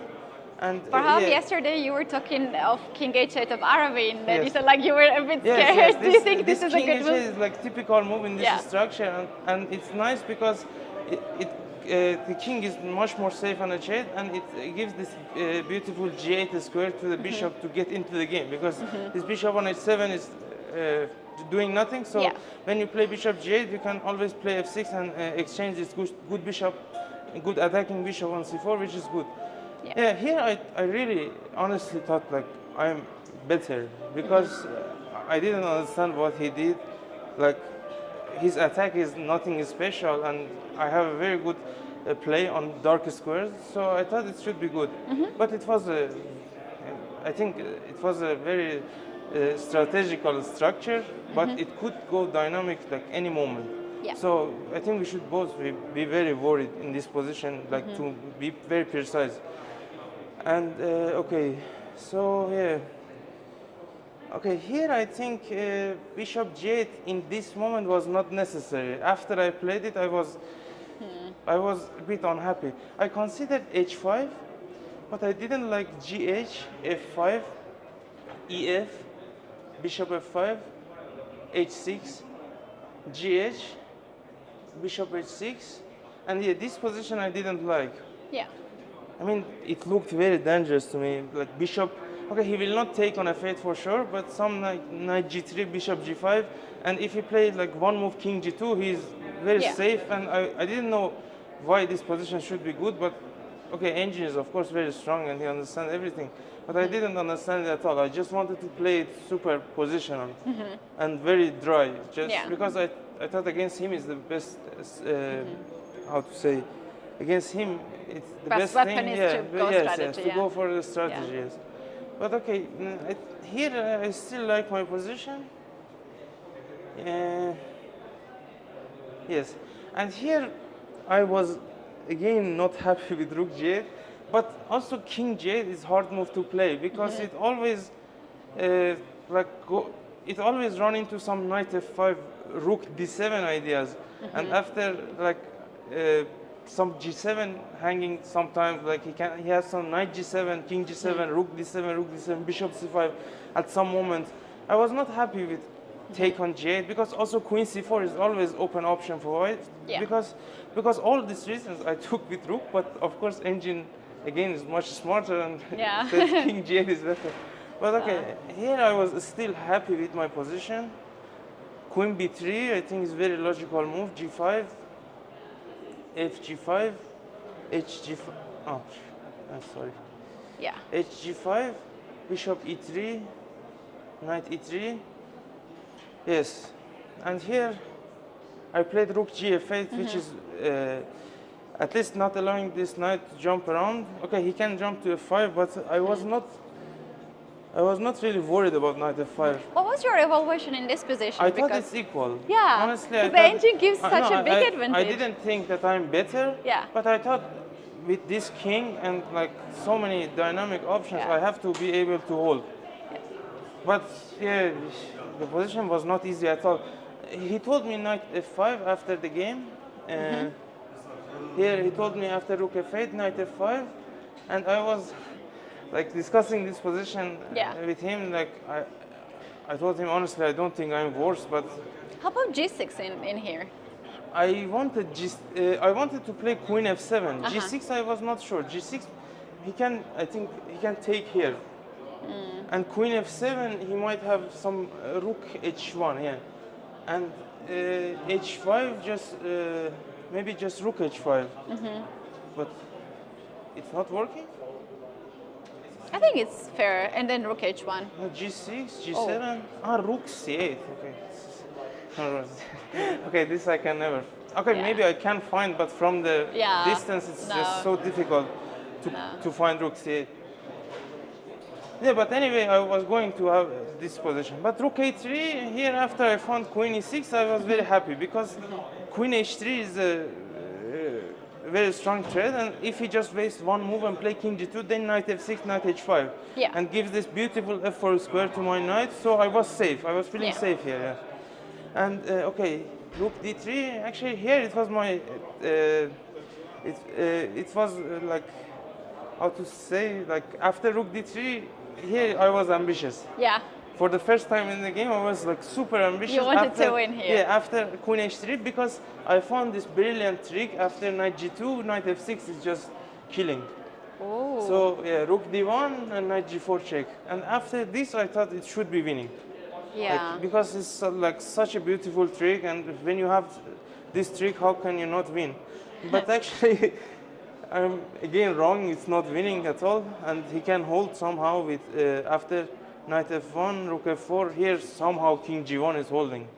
Yeah. But okay, it's very hard to believe because rook f3, queen f3, and I don't. Were you looking for king g1 during the game, or no? It's I such thought a it has to be winning. Yes. Yeah. I mean, king g1 is such a difficult move to make. Yeah. We made king e1, and the difference was that king e1 is in the center, yes, and there is some check still. No, but all the humans play king e1 because king g1 it looks like mate in like Yeah. few moves, Yeah. but king e1 it looks like your king is running away. But yeah, king g1 is the best move. But I think I would still be able to win somehow, because in time travel it's just extremely difficult to play this position. Yeah. So yeah, after king e1, rook f8, now I think it's just hopeless for white. Yeah, and I think I was very accurate with rook f2 and king h4 and Yeah, queen h4 and queen. then rook f4. I think I played it very accurately. And you played so fast all these moves. Yes, really. yes, because I just understand that it has to be made. Yeah. There is no way this king gonna survive.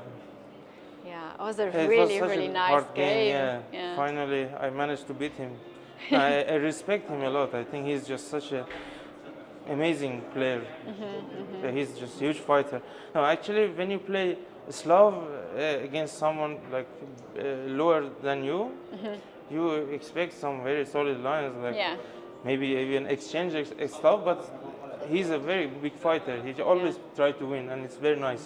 Yeah, and it's also very good for you because you also want to Yes, win I and also it's want to open. have a game, and it's Yeah. very good. Yeah. Yeah, and Parham, this was really, really good game. What's your plan today after how you are going to release all this stress that you had during the game? Is there any particular plan for you? I think, okay, in general, I don't prepare so much for this tournament. I just try to play what I know most. Yeah. And yeah, probably we will go to have some shopping with my wife. Oh, and shopping! Just, yeah, Oh, just spend time I with- heard you like shopping. Yeah, I like it a lot.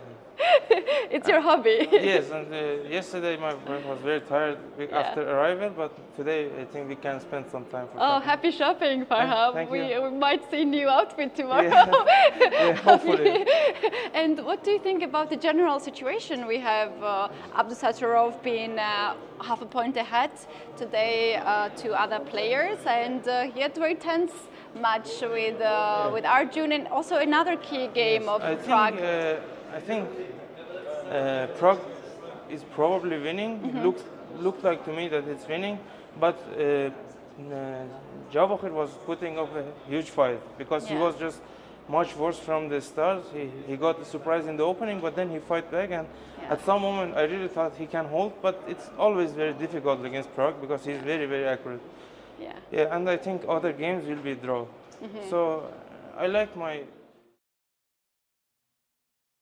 We are back from the studio, continuing our last game of UzChess Cup 2025, round 4. And the last game is between Arjun Erigaisi against Nodirbek Abdusattorov, as the game is leading to perpetual check draws. Arjun just took white black's pawn, Nodirbek's pawn on d6. After queen c8, queen e6 check. And here, after knight f3 check, we can expect some perpetual move. And 12 minutes remained on Arjun's clock, while Nodirbek Abdusattorov has almost 20 minutes. We can expect any king move, even king h1. So Arjun is into consideration of which one he will do. If king g2, any perpetual check would work out, because after knight d2 check, king g1, knight f3, we will be seeing that perpetual moves. Or after king f1, we could see queen to b1 check, king to g2, knight to e1, king to f1, and knight to f3 check, back and forth again as well. So Arjun is into consideration of which moves to go for, and we can see both players are very much focused on the game.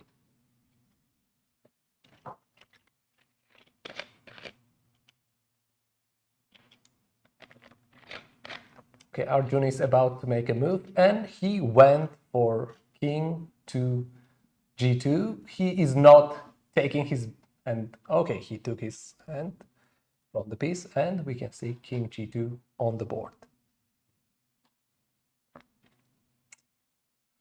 Several knight moves exist for Nodirbek Abdusattorov, including knight e5, knight h4, knight d4.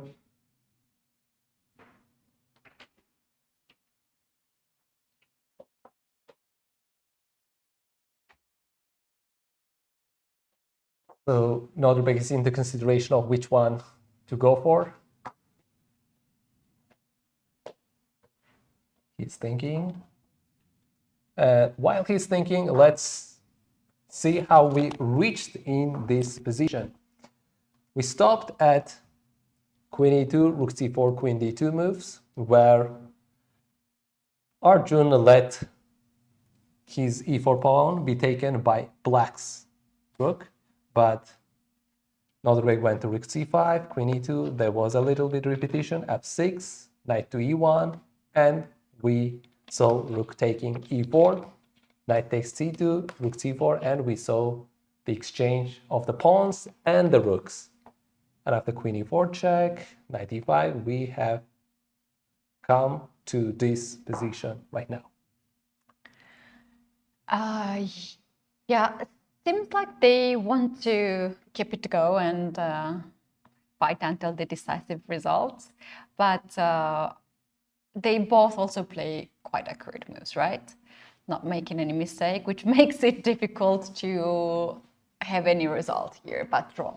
Yeah, exactly. And right now I'm looking at the level of accuracy of this game, and I see Arjun played 97.8% accuracy, while Incredible. Nodirbek played with 98% accuracy so far. Yeah. And also, I have to mention that we ended one of the game, that is between Prague versus Javokhir, and the result was that White won the game after pushing his pawn further, and yeah, he's kind of heading for b7. So after a couple of moves, after king h8, c6, queen f4, queen c1, queen a4, pawn c7, after queen c5, Black just resigned, because once bishop goes back to safety, there is b7 move upcoming.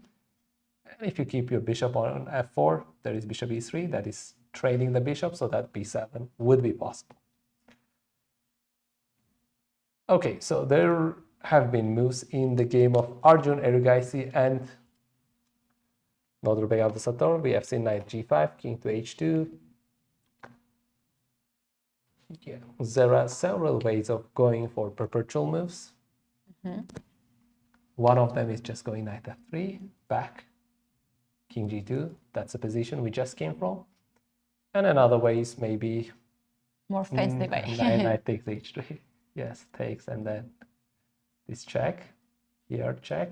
And if Arjun wants to hold his piece advantage and suddenly goes to queen to f4, well, that would be the biggest blunder of the game, just making h5 and queen h1 checkmate for the black. Yeah, maybe that's the practical chance for Abdusattorov to go. If he's going for a draw, he has to go for that. But no, he's going for knight to f3. No jokes anymore Just in this simple game. way. King to g2, and we can see the game ending very soon.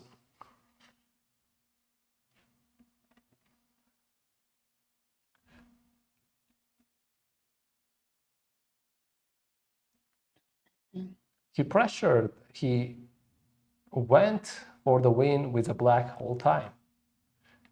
I mean, if he wanted to take a draw, he could have taken that on move 14. Yeah.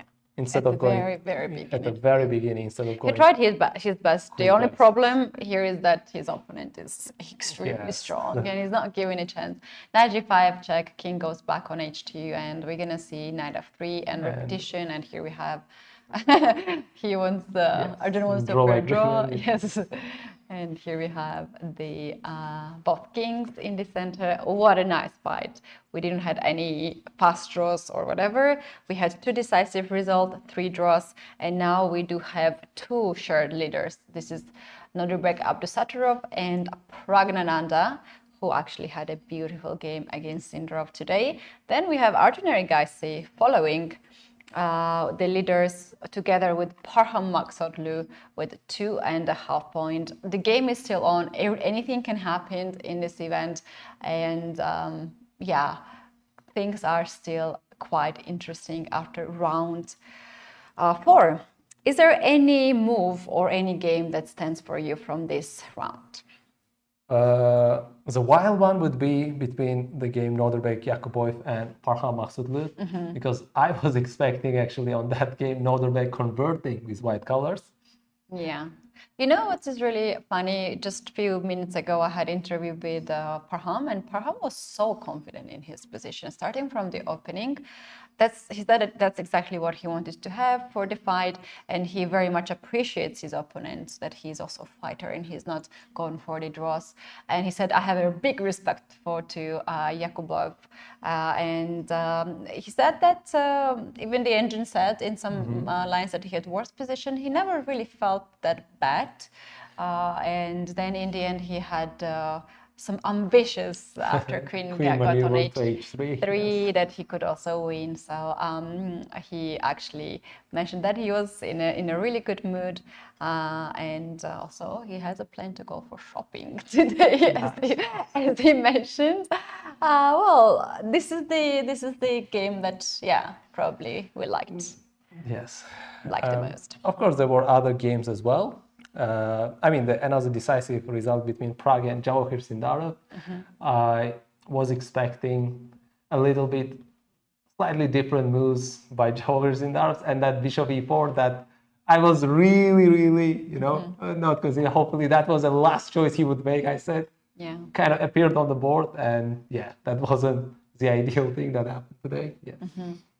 Yeah. Well, I think we can call today. We had today what we wanted to see, a lot of exciting games, dramas as well, and some beautiful ends. Tomorrow will be another day. So far, we don't have a sole leader in the tournament. It is quite tough competition for the players, and we are very much thankful to you to be with us.